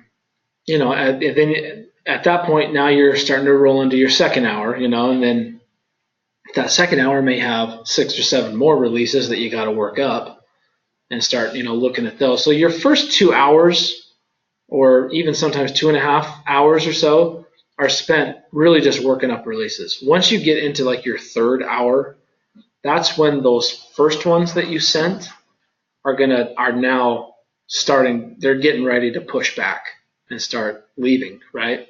So once you get into that third hour, your actual amount of releases that you do in the hour kind of goes down a little bit. So as each hour of the day goes by, your hourly amount of releases that you actually work up and send will slowly reduce to where once you get into the 7th hour or 8th hour of the day, you really don't send any more releases for the rest of the day. So at that point, it's kind of like, if you look at it, it's kind of like you start with only sending releases, and then once you get into the third hour, those flights start flying, and during the middle of the day, you are both sending and watching, and then towards the end of the day, you're just watching. Yeah. And so, but some days it can be, depending on the day, like once you get up, the thing is the hardest part of the day is probably going to be when you have flights that you're both planning and flights that are getting ready to leave and flights that are in the air. Because you're going to be getting ACARS messages from flights that are in the air. You're going to be getting phone calls from crews that are getting ready to leave and boarding up. And then you might even be getting phone calls from the stations about fuel loads. You're just getting a lot of different potential phone calls, ACARS messages. You're also trying to, your person next to you might be really busy and they might have calls roll over. You're going to have to be answering those calls, helping them. So there's always something to do. There's always, yeah, you've always got stuff to do. In a way, you're kind of tied to your desk a little bit. Not that you can't, clearly on days that aren't busy, you can get up, you can walk around, you can take your breaks, but there are no built-in breaks, if that makes sense. You have a 10-hour shift, and there is no predetermined, you have a break at this time, or you have lunch at this time, or dinner, or anything like that. It's all just you figuring out when and if you can. So basically, you start looking at your flights, and then you'll notice, okay, well, I'm coming in to where I don't have a release due for like another 40 minutes or so. Everything seems to be going good. I don't have any problems. Now might be a good time to run and go get food. And then you just ask your person or your friend or whoever there is like, hey, can you watch my desk while I do a food run? Or, obviously there's all sorts of different things. Sometimes people do their joint food runs and one person goes gets food for a bunch of people, but there's no like where people might be accustomed to, like at noon we go to lunch, or whatever, like built in, it's at this time, or like you have a predetermined 15-minute break every so many hours. Like none of that exists in the dispatch world. So, or in the any job in the OCC, to be honest. So it's all based on time. Some days you won't get to leave at all, just because you're too busy, and other days, Is there Never mind. Just ask. No, I was gonna say, is there like a break room or something where you can just like bring food and keep it? Yeah. Yeah. There is. Down by where our stuff is. Oh, okay. Yeah, there's one up. Downstairs. There's one upstairs too. There's one Nice. in the OCC. Yeah. Oh. Yeah, we have our own kitchen and we have our own. Just bring your own lunch. Yeah, we have a big, huge, Stuff. So it's designed that all your flights will be covered and in when you end a shift. Not necessarily. Over the dispatch. Almost every night at the end of your shift, you usually have a couple of flights that you pass down. Okay. And all you do is at the end, there's usually an overnight person that, once it's not very busy, there's one guy that works like 4 p.m. to 2 a.m. And then we have 2 or 3 people that come in at 2 a.m. Those people are basically taking the ones that, like the people that left at midnight, 1 a.m., you pass them down. Or if you're even in the middle of the day, if you work from 4 a.m. to 2 p.m., let's say, and at 2 p.m. is rolling around, you have a specific pass down. Like my flights that are in the air go to this desk, and my flights that are not in the air go to this desk. But it's predetermined. Like that person knows that they're going to be getting your flights because they can see it on the daily spreadsheet, basically. But they know, and then once it's time for you to leave, you send, there's like a pass down thing that you fill out that says any of your problem flights, any of your major MELs that you have, any of your, anything that they need to know, like, that is going to be, hey, you're getting my flights. These are the ones you're getting. These are the ones that have problems or that you may want to pay a little extra attention to. You're basically you do it all on like an email. You send it to their email.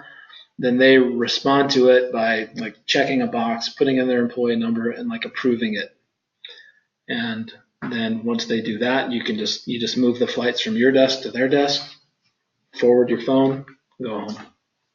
So it's pretty seamless for the most part.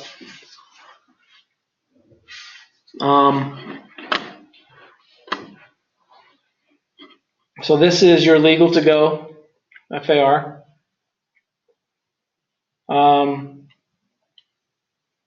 Just got to make sure you have the landing minimums. Alternate airport for departure. If the weather conditions at the airport of takeoff are below the landing minimums in the certificate holder's operation specifications for that airport, no person may dispatch or release an aircraft from that airport unless the dispatch or flight release specifies an alternate airport located within the distances from the airport of takeoff.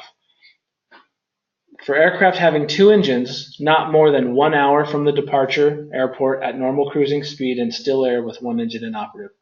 Okay, so this is what we refer to as a takeoff alternate, okay? Normally it kind of sounds a little backwards, like I need an alternate for takeoff, But what this is specifically applying to here is and obviously you can imagine, like, sometimes it's going to be bad weather at the place that you're taking off from, right? So earlier we looked at those takeoff minimums that are like just the standard ones for Part 91 that apply to all aircraft.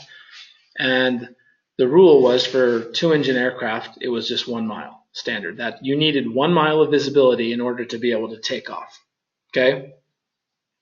Now, I was telling you, though, that airlines have lower minimums. And so now that we're in 121, we're looking at this. This FAR is telling us that we cannot take off from an airport unless, we can't take off if the weather minimums at our departure airport are below our landing minimums. Does that make sense? So the reason why they're looking at this is because if you take off and had an emergency, okay, and you lost an engine or you had like a medical emergency, even immediately right after takeoff, which this happens a lot, this happens plenty. What's going to be the nearest suitable airport? Exactly. Circle back around and land. But what happens if that weather at that airport is so bad that it's below your landing minimums, right? Like the thing about takeoff and takeoff minimums compared to landing minimums is you can normally take off in a lot worse weather than you can land in. So like if you were to say that our landing minimums were a half of a mile and a 200-foot ceiling, which like I said, that's going to be the lowest we deal with in this class. Standard ILS is a half-mile viz, 200-foot ceiling. But we can take off, and I'm going to show you more specifically like the SkyWest op specs for their takeoff minimums, but we can take off in weather all the way down to only 600 RVR, okay? So 600, the lowest we can land in is 1200 RVR in SkyWest op specs. In this class, the lowest we can land in is half mile, but we're not going to worry about that until flight planning. But if you know that your landing minimums are a half of a mile, but you know that you can take off in 600 RVR, which is, you think half mile is going to be 1800 RVR up to about 2400 RVR. That's going to be your gap there. But you know that you just took off in 600 RVR. So if you know you get up in the air, there's no way you're going to be able to circle back and land. Okay, so if the weather at your departure airport is below the minimums that you would need to come back around and land, then you need to list a departure or a takeoff alternate. That's what this is saying. So it says that takeoff alternates have to have a certain criteria. And the criteria is that little part 1 right there. Aircraft having 2 engines. Not more than 1 hour from the departure airport at normal cruising speed in still air with 1 engine in op. Obviously, it throws the 1 engine in op in there because that's the most common situation as to why you would need a departure alternate in the first place, is if you lost an engine. Another one would be medical emergencies. So, but that's why it says it. I mean, everything we do already is 1 engine inoperative. This is just part of that. So if you list a departure alternate, it has to be within an hour of where you're at. Obviously, the weather there has to be good. And it has to be, it's saying an hour at normal cruising speed, but with 1 engine not working. So for the CRJ 700, we want to write this down. That's going to be 300 miles. So 300 miles is the designator for the CRJ 700 that is basically saying if it's within 300 miles of your origin, then that meets that 1 hour at cruising speed with 1 engine in op. This is a dumb question. How do you have an alternate airport for departure if you have passengers? Like, are you telling them to go to a different airport? Well, no. It just means that once you take off, in order to take off, you need an alternate in case you had an emergency. So you still take off from the airport. So it's an alternate airport to land at then? Yeah, it's basically taking off from a different. Yeah. Like, how is this working? Yeah. Do we truck the airplane over to a different place? Yeah, I know what you're saying, but It will take off from it, but it has to land first. yeah, you will take off from it unless it's below your takeoff minimums. So I was saying that we can go all the way down to that 600 RVR in takeoff minimums. If it's below 600 RVR, we just flat out can't take off at all, no matter what. But if it's between, if it's in that zone that is good enough to take off, but not good enough to circle back around and land immediately at, it's basically just saying if you took off from that airport and had an emergency and immediately needed to circle back and land where you just took off from, that's when you need an alternate. Because you couldn't come back around and land, you would have to go somewhere else. Right. That's all that it really means. Okay. So that's one you're going to want to have memorized, though. That'll be a quiz question on that one. The CRJ part or the whole thing about departing or the alternative part? It'll just be when is a departure alternate required, I believe is the question. And then I think there's 2 questions. If a departure, what what would be a suitable takeoff alternate? Then you'd have to list.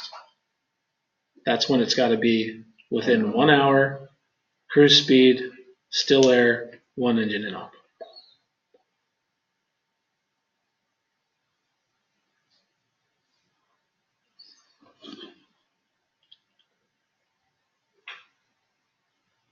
So just when it's not still air, you just have to account for the headwind? No, you don't even necessarily have to account for the headwind. It's just, it's basically, that's just what the FAR states, but you're not doing any accounting for that. As long as it meets the 300-mile threshold, you're good. The other thing is just as long as, 300 miles and then just weather, like you couldn't list a takeoff alternate that has bad weather either. So that falls under the same category of being any alternate though,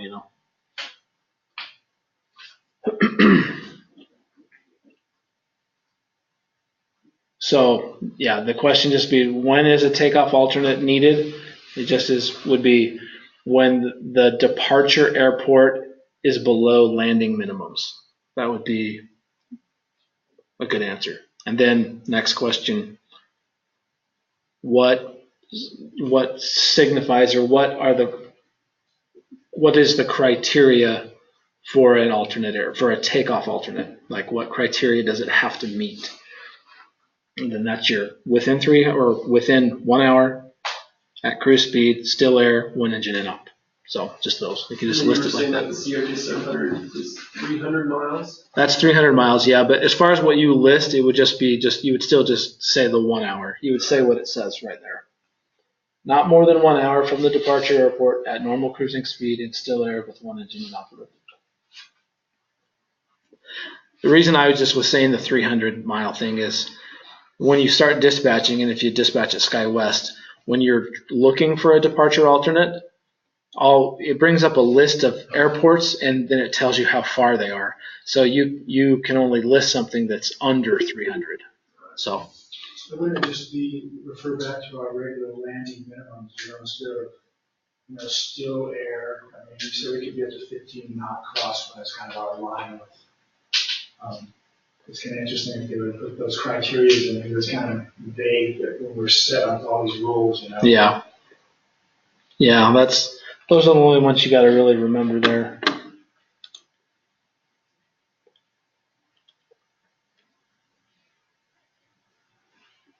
So this next one is just a replay of the 1, 2, 3 rule,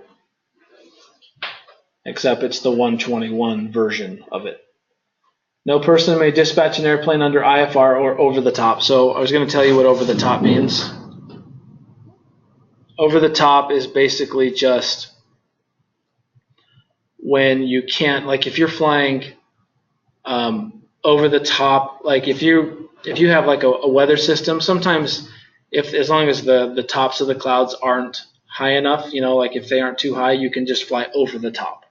That's what it means. Like you're still in visible conditions, except that you can't see the ground because there's clouds and stuff below you.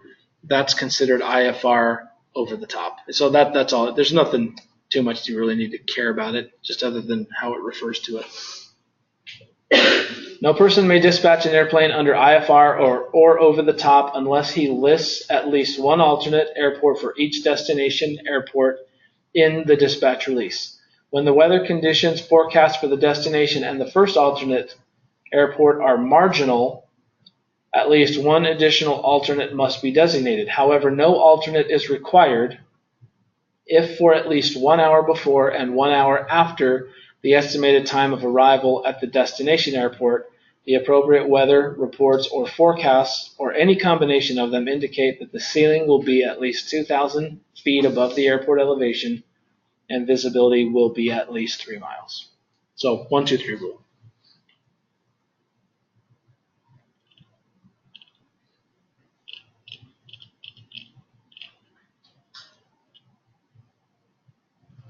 This next part is talking about alternate airport weather minimum.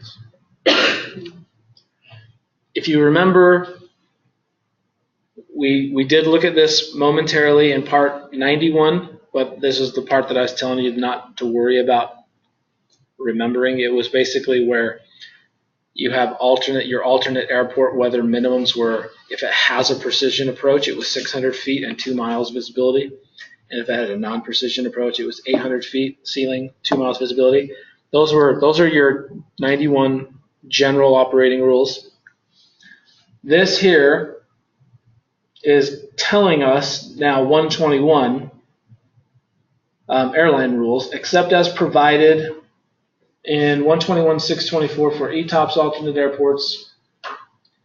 No person may list an alternate as an airport in the dispatch or flight release unless the appropriate weather reports or forecasts or any combination thereof indicate that the weather conditions will be at or above the alternate weather minimum specified in the certificate holders or the airline's op specs for that airport when the flight arrives.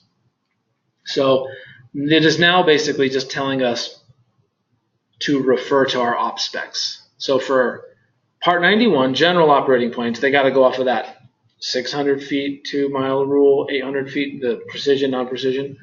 For 121 airlines, it's telling us that we need to refer to our op specs for our alternate weather minimums. And I'll show you how we calculate ours later, because it's a whole different ball of wax by itself, but we have significantly lower alternate weather minimums than the ones we already saw. So I'm going to go run and turn that thing off real quick.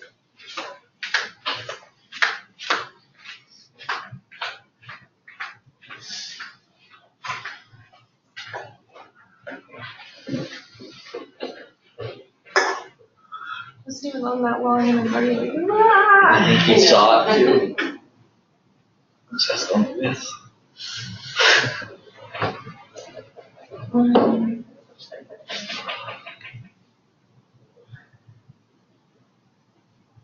It's so funny to like listen to the classes from last time because I can hear the girls that come out and smoke with us being like, "Is that Colin here?" Like on the computer from earlier this year. So funny. I was like, "Hey, I heard you today." She's like, "What?" I'm like, "Yeah, my class. You were bitching about it being cold. I always do." She's like, "That room is so awful." Yeah, but they were went before summer too, so. Have you ever figured out why we're in this room and not the one downstairs? Yeah, I said he wanted us, that like hot room was being used, so they wanted us to go to one of them. I see. The other one was cold.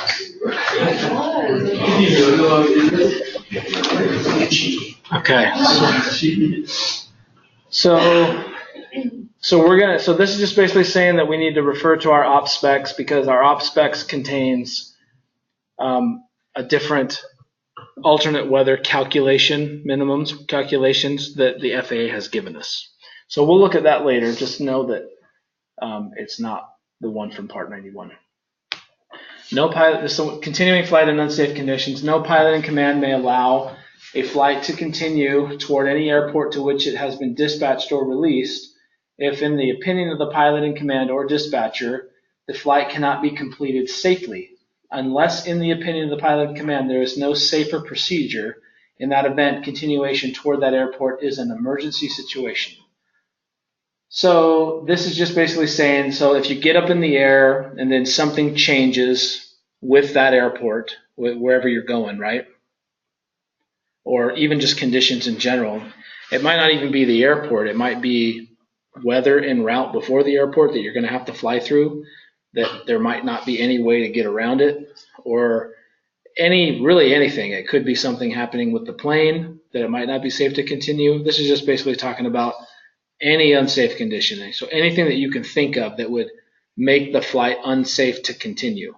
So it could be, like I said, anything. It could be, it could be something that happened at the airport that you want to land at. Maybe somebody crashed, or maybe, there's an uprising or a shooting or something like that at the terminal, that you see plenty of nowadays.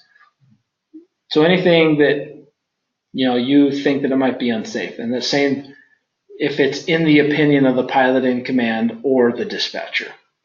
So unless unless you deem that there is nothing safer than continuing, then you can continue. But it's only by declaring an emergency, though, could you continue.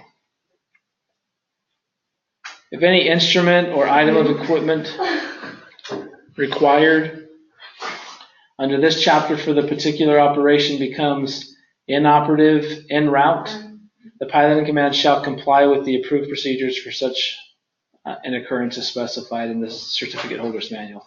So that's just basically if something breaks, then we have procedures that we look at to see whether the flight is still safe or not to continue. But that has to do more with like the MELs and things like that. No person may take off an airplane with inoperable instruments or equipment installed unless following conditions are met. An approved minimum equipment list exists for that airplane. So you guys have seen the MEL stuff. So we obviously have one of those for the CRJ 700.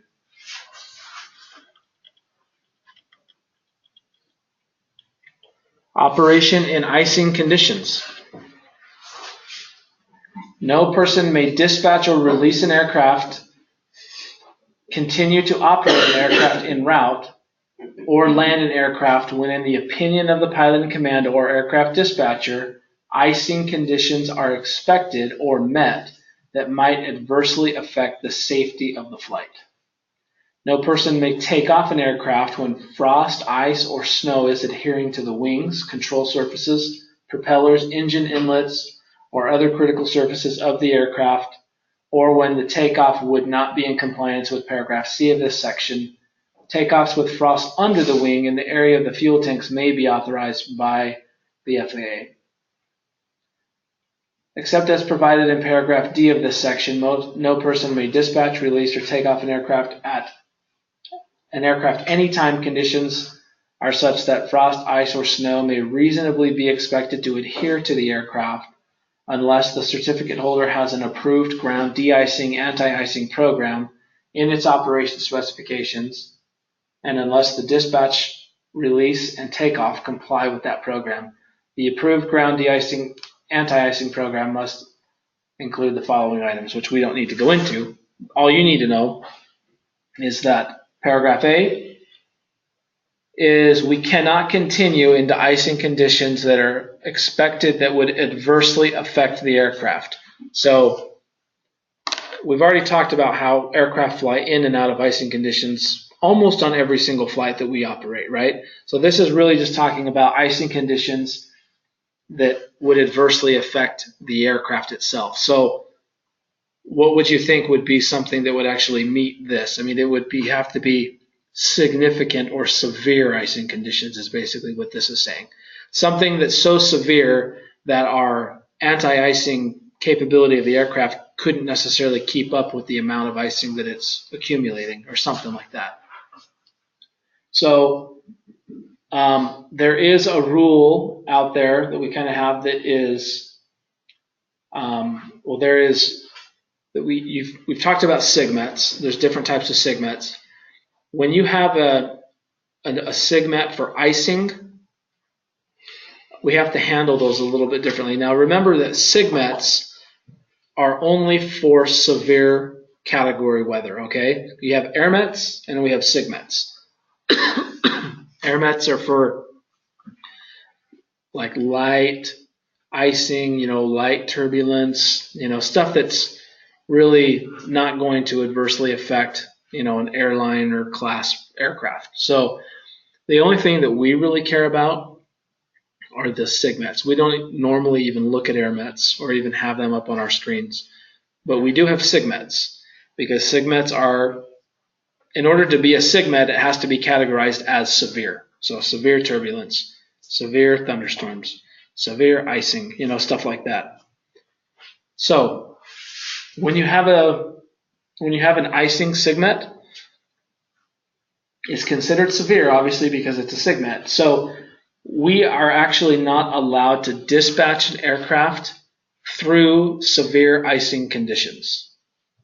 So if you have an icing SIGMET somewhere along your route, you're technically not allowed to send your plane through it.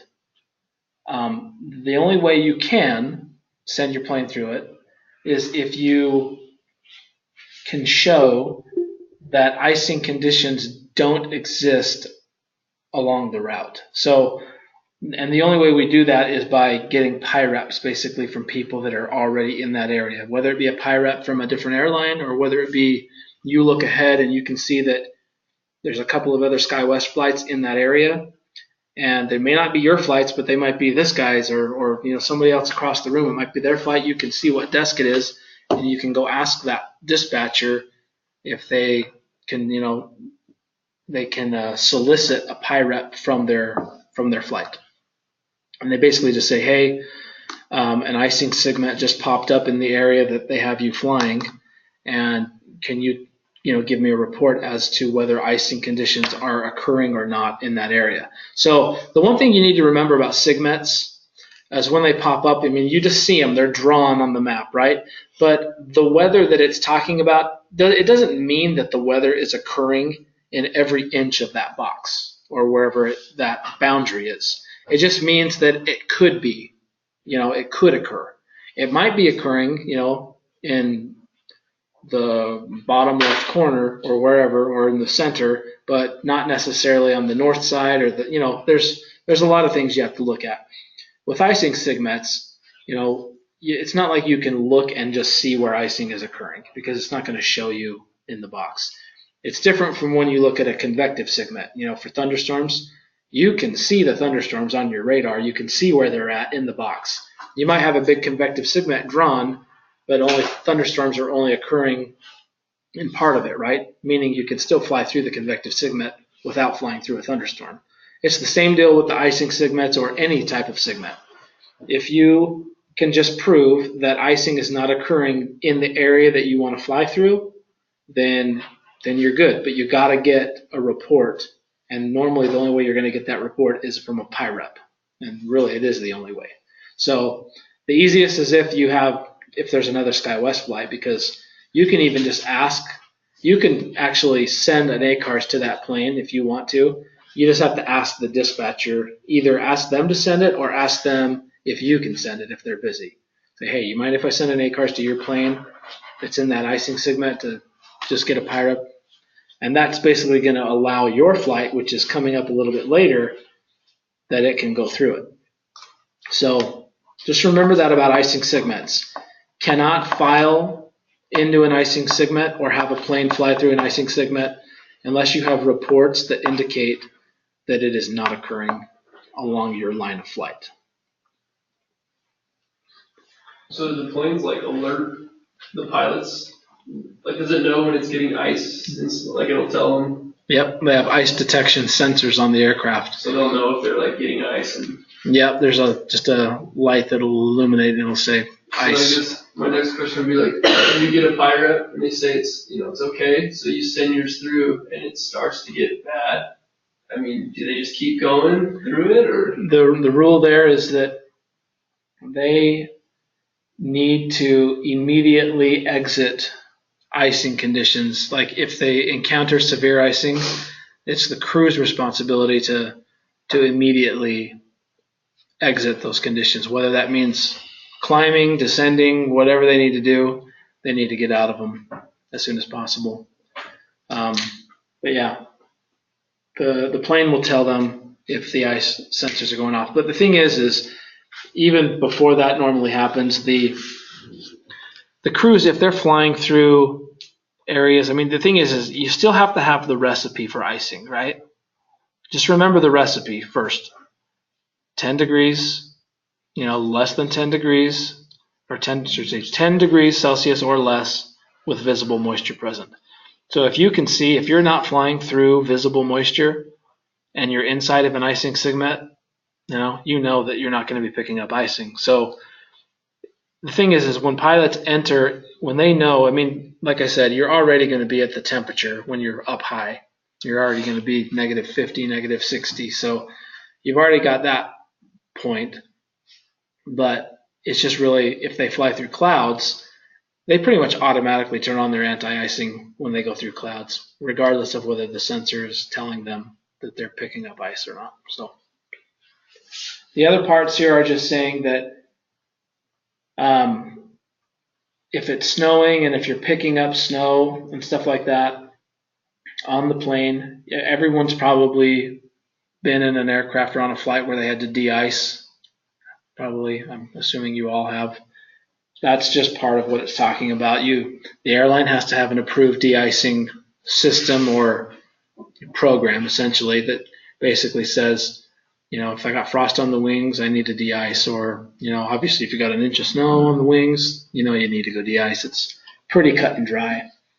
So the de-icing thing really isn't anything that dispatchers ever have to worry about. The only consideration that you guys really care about when it comes to de-icing is that if you're dispatching a plane at an airport where you know that de-icing is going on, you may want to plan extra fuel for like an extra long taxi out, because you got to push out, then you got to go sit there, wait in line to de-ice. It takes more fuel than just normal day where you just cruise out and go take off. So that's really the only extra consideration that you guys need is just extra taxi out fuel if you notice that it's going on.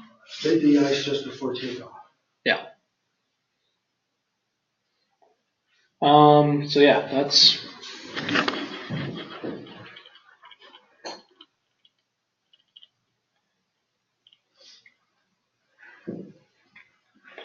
original dispatcher flight release, redispatcher amendment.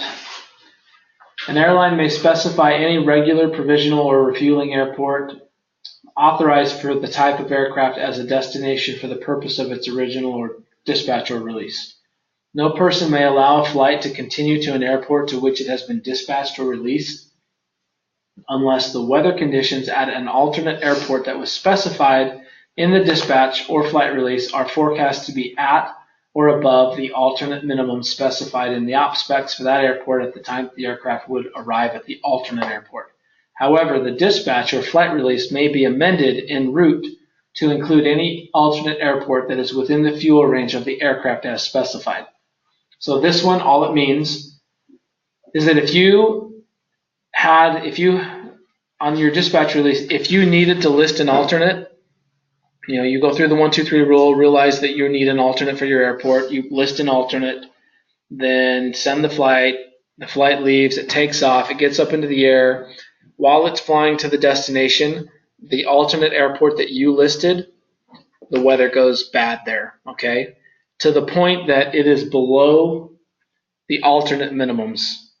Once again, we haven't looked at the full alternate minimums thing, but if it's below the minimums that you know to be the alternate minimums for that airport, then that airport, that alternate airport, is now no longer legal to remain as your alternate. That means you need to change it.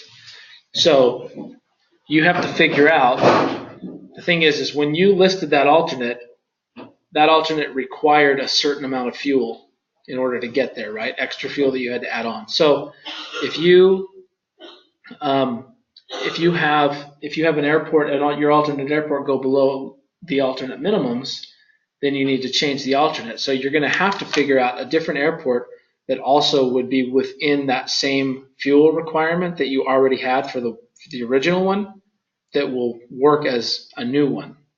So because you're going to have to change it and you're going to have to amend the release and then send this amendment over the ACARS to the crew.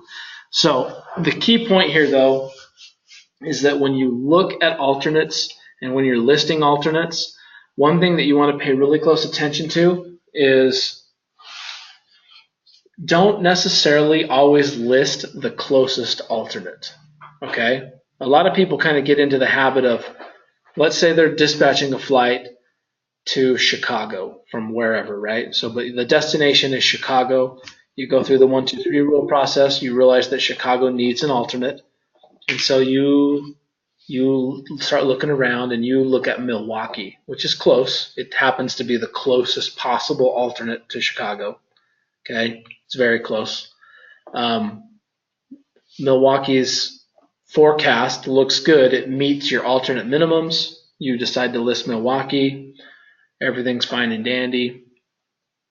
You get up into the air, the flight gets going, and then all of a sudden Milwaukee now goes to crap, basically. The weather goes down, and now it goes below your landing minimums. Or not your landing minimums, but your alternate minimums for Milwaukee. So if that happens, now Milwaukee is no longer legal to remain as your alternate. But the problem is, because you listed Milwaukee, there is no possible alternate that's closer than Milwaukee. So that means you don't have the fuel to list anything but Milwaukee. Does that make sense? So you have to fly and turn back around. You would have to divert. You'd have to divert and get more fuel so that you could, because you can't continue. You can't legally continue the flight with an alternate that doesn't meet alternate minimums. What if you found an airport that's like on your route, but it's closer to your departing airport, so that you would have enough fuel? But the alternate fuel is all based on going all the way to the destination and then to the alternate. Okay. So it's all going to be based on distance from the destination. That's the problem.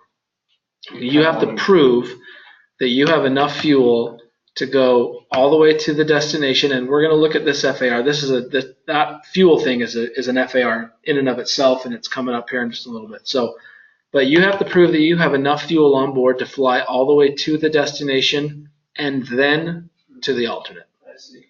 So if you don't have that on board, then you're going to have to divert or return to where you just took off from, get more fuel, which is a huge inconvenience. All right. The much easier, more formidable approach here is make a rule of not listing the closest alternate.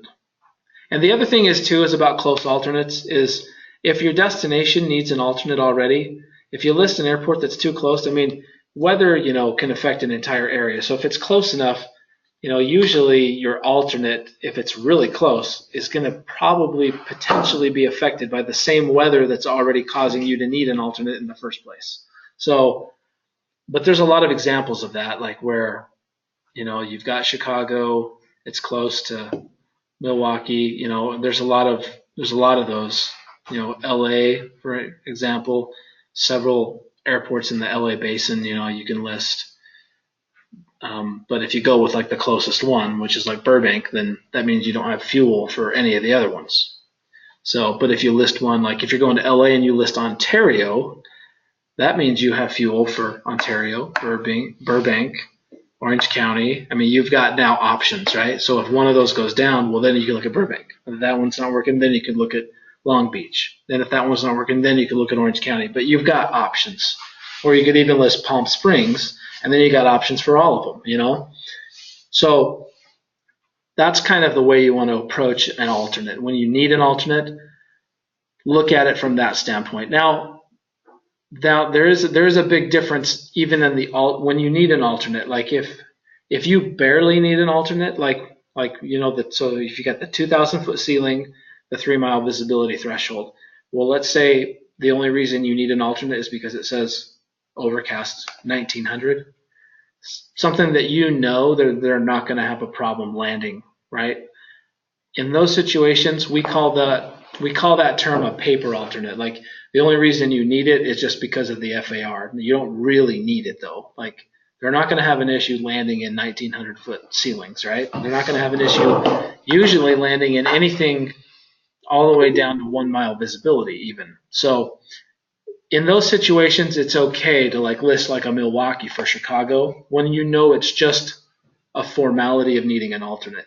You don't need to go put on some big long one and add all this extra fuel for a 1,500 foot ceiling, or something dumb like that. But if you think that there is a real potential, if you think that there's any real potential that the visibility might go down, that a diversion might end up being necessary, then yeah, you usually never ever want to list the closest alternate in.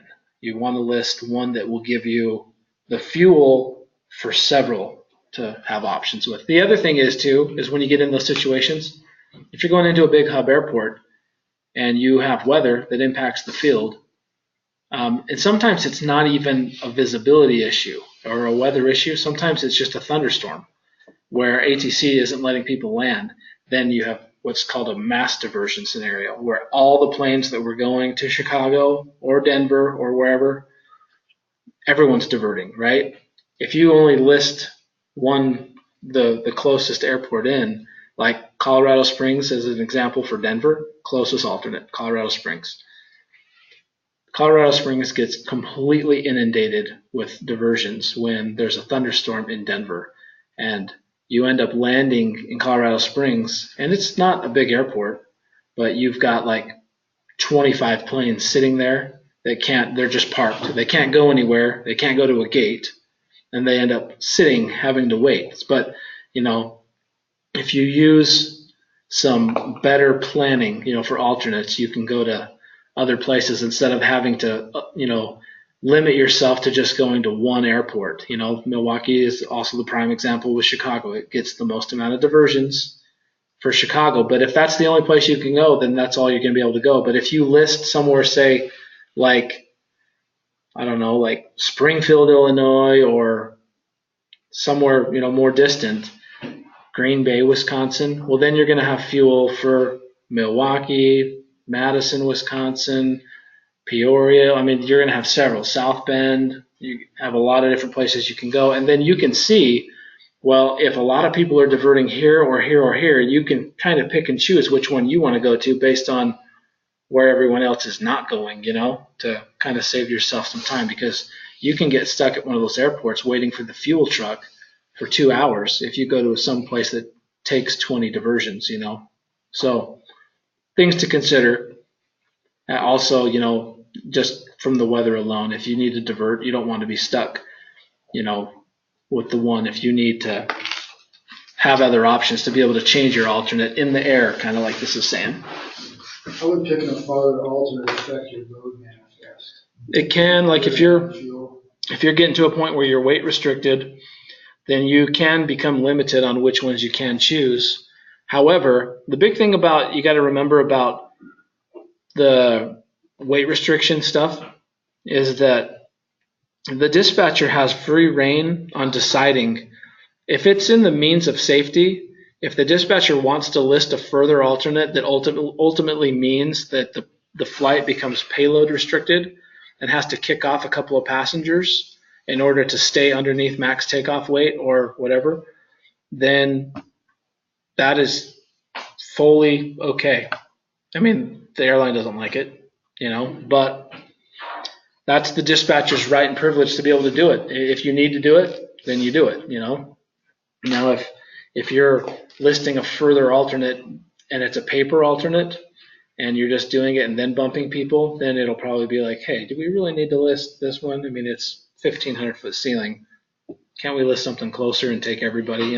There's those situations. But if you really think that diversion is potential and you want to try to take everybody, or if if it's going to be weight restriction because you want to list something a little bit more safer, that has better weather, that's not going to go to crap, midway through the flight, yeah, feel free to bump passengers. That's what we do. Do you ever look at when you're doing an alternate airport, do you ever look at which way the weather's going and maybe do the alternate the opposite way? Yeah. That would be. Yeah, and one thing to consider on those things too is it's always smarter to list an alternate airport from the direction you're actually coming into the airport.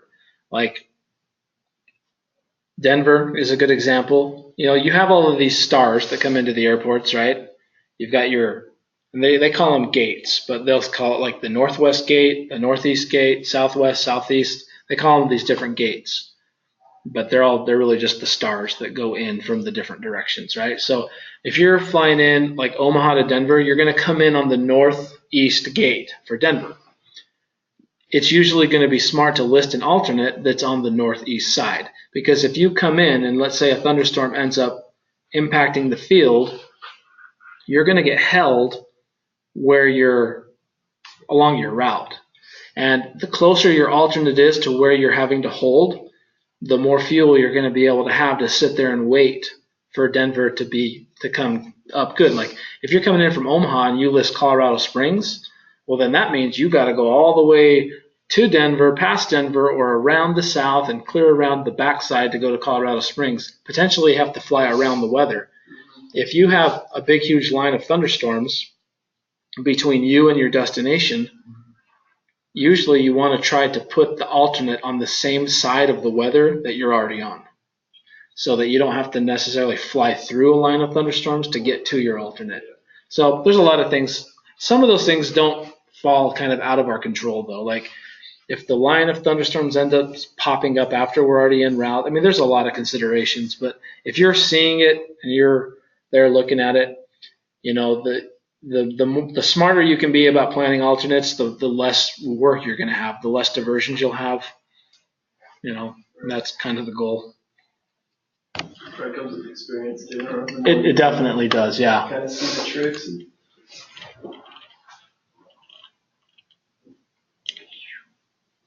Okay, well, I was just talking about that fuel supply one. This is it right here. No person, this one is a quiz question. No person may dispatch or take off an airplane unless it has enough fuel to A, to fly to the airport to which it is dispatched, B, thereafter to fly to and land at the most distant alternate where required for the airport to which dispatched, and C, thereafter to fly for 45 minutes at normal cruising fuel consumption, or for certificate holders or airlines who are authorized to conduct day VFR operations in their operation specs.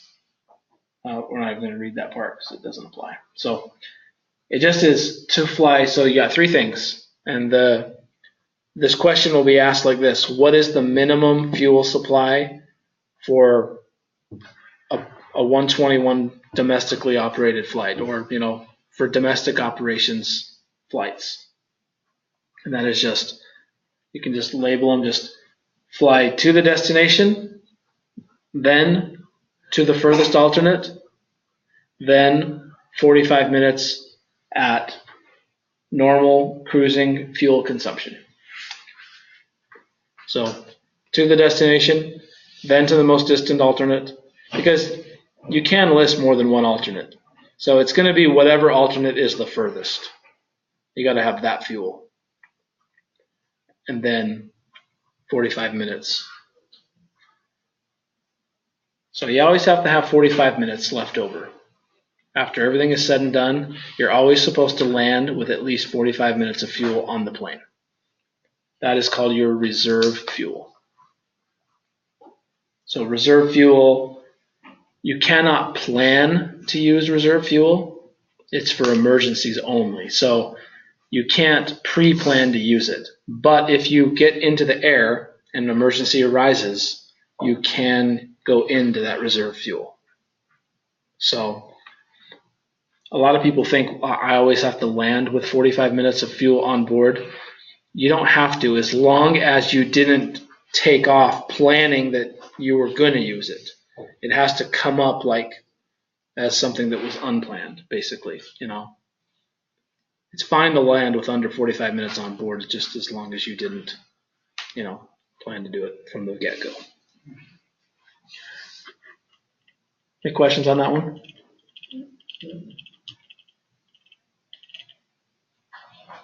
Okay, this next one is the factors for computing fuel. This one also is a quiz question. So there are 4 factors. Each person computing fuel required for the purposes of this subpart shall consider the following. So the first factor for computing fuel is wind and other weather conditions forecast. You can just write that one down as wind and weather if you want. Number 2 is anticipated traffic delays. Number 3 is one instrument approach and a possible missed approach at the destination.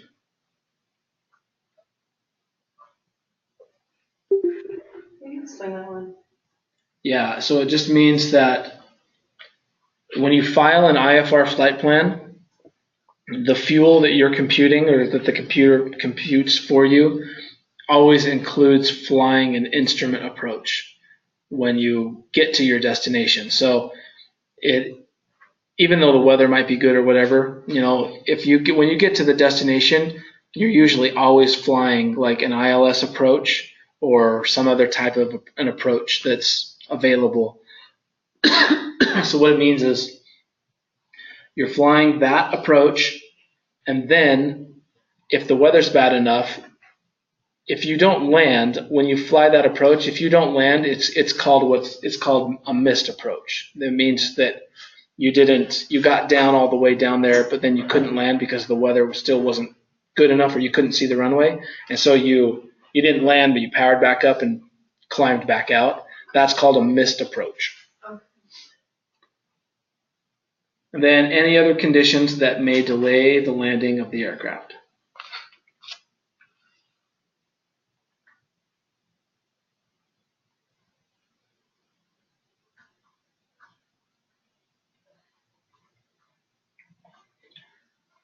So that question is just asked, like, what are the 4 factors for computing fuel?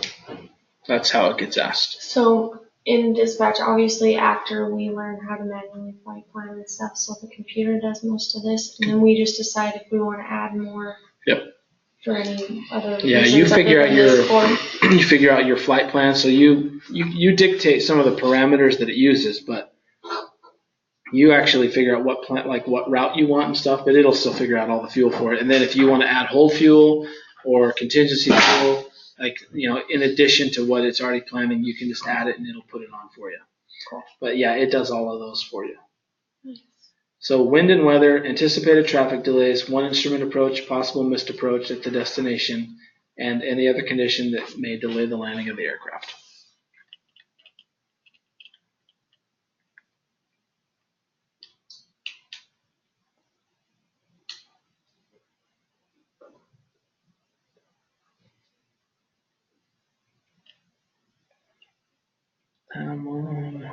Let's see. I don't really need to go over that one. Yeah.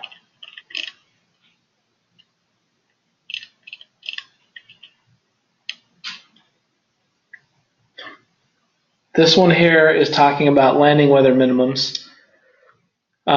This is what's called a high minimums captain rule. So if a captain of an airplane, if he has less than 100 hours flying that aircraft, his weather minimums automatically are increased a little bit because he's considered inexperienced in that plane. So when you have a captain that falls into this category, it shows up on your dispatch, like on your program. It'll actually highlight it and it'll tell you that he's high minimums. But what that means for you is that whatever landing minimums, like you end up figuring out for the airport, the destination airport, you have to add a half of a mile to the visibility and then add 100 feet to the ceiling because it's a high minimums captain. So he has higher weather minimums in order to land. So if you have a high minimum captain and he's going to an airport that has just a normal ILS, normally non-high minimum captains could go all the way down to a half mile or to the 200 feet ceiling, but because he's high minimums, you have to add a half mile to it. So then it becomes 1 mile and 100 feet to the ceiling and 300. So 300 foot ceiling, 1 mile visibility instead of a 200 foot ceiling and a half mile.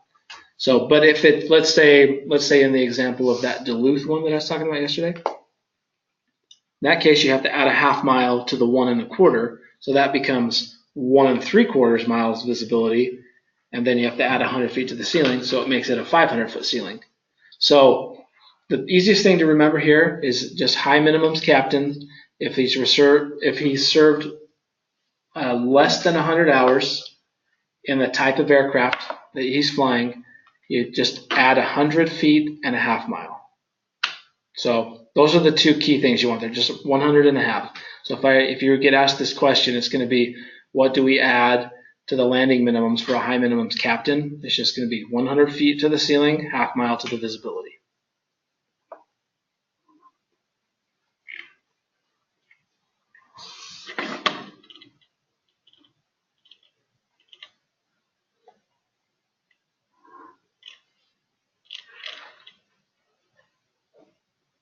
Let's call it high minimum captain. Yeah. Yeah, high minimum captain.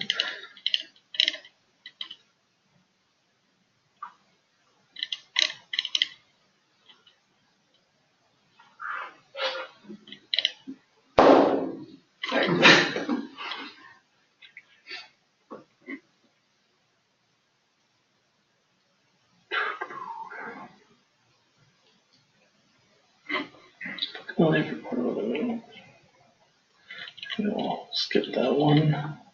Just trying to do these last ones that you need to know quiz-wise. This here is saying that each airline conducting domestic or flag operations prepares a dispatch release. We already know that. For each flight specified between 2 points based on information furnished by an aircraft dispatcher. The pilot in command and an authorized aircraft dispatcher shall sign the release only if they both believe that the flight can be made safely. The aircraft dispatcher, this is the last part is what you need to remember here. The aircraft dispatcher may delegate authority to sign a release for a particular flight, but he may not delegate his authority to dispatch. So all this means is it's telling us that the captain and the dispatcher both have to sign the release. Well, you don't really ever, the release gets printed out like at the airport. You're clearly not at the airport. You're not going to be there to sign it. This is saying that you delegate your authority to sign a release. You basically are signing the release when you hit send. So you're authorizing the flight by sending it to the airport, right? So it means that, if a release even shows up, it means that the aircraft dispatcher authorized it, signs it. So it's saying the aircraft dispatcher may delegate authority to sign a release because you're not physically signing it, but he may not delegate his authority to dispatch. So it'll just be asked more of like a true or false type question. Can an aircraft dispatcher delegate his authority to sign a release? Or, any combination of that. Just remember kind of that last line.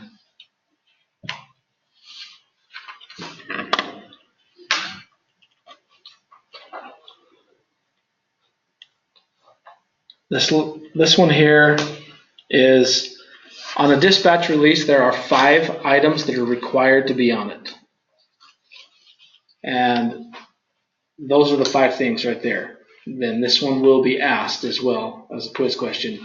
So identification number, which just means the tail number of the aircraft, the trip number, which is the flight number, departure airport, intermediate stops, destination airport. So you can just sum that all up by just saying all intended airports of use, or just all airports even.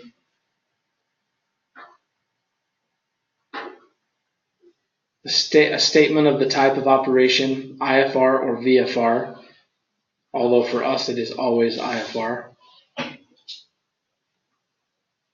Then the minimum fuel supply. So that question gets asked, what are the 5 items that must be on a dispatch release? Tail number, flight number, all of the airports that you intend on potentially using, type of operation, minimum fuel supply.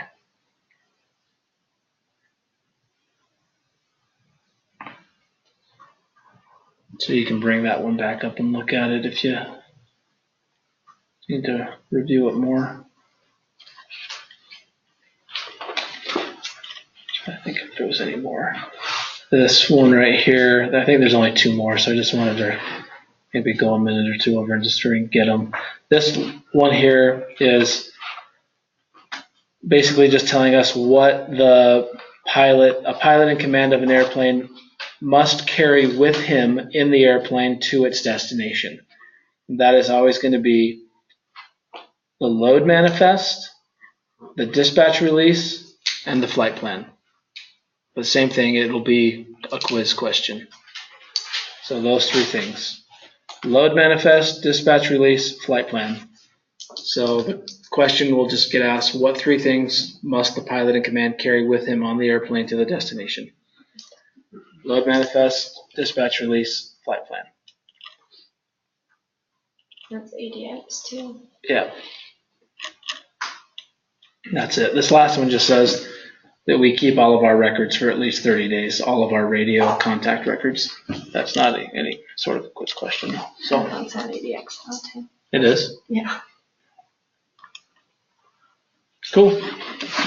Done for today. Thanks. I like going over stuff like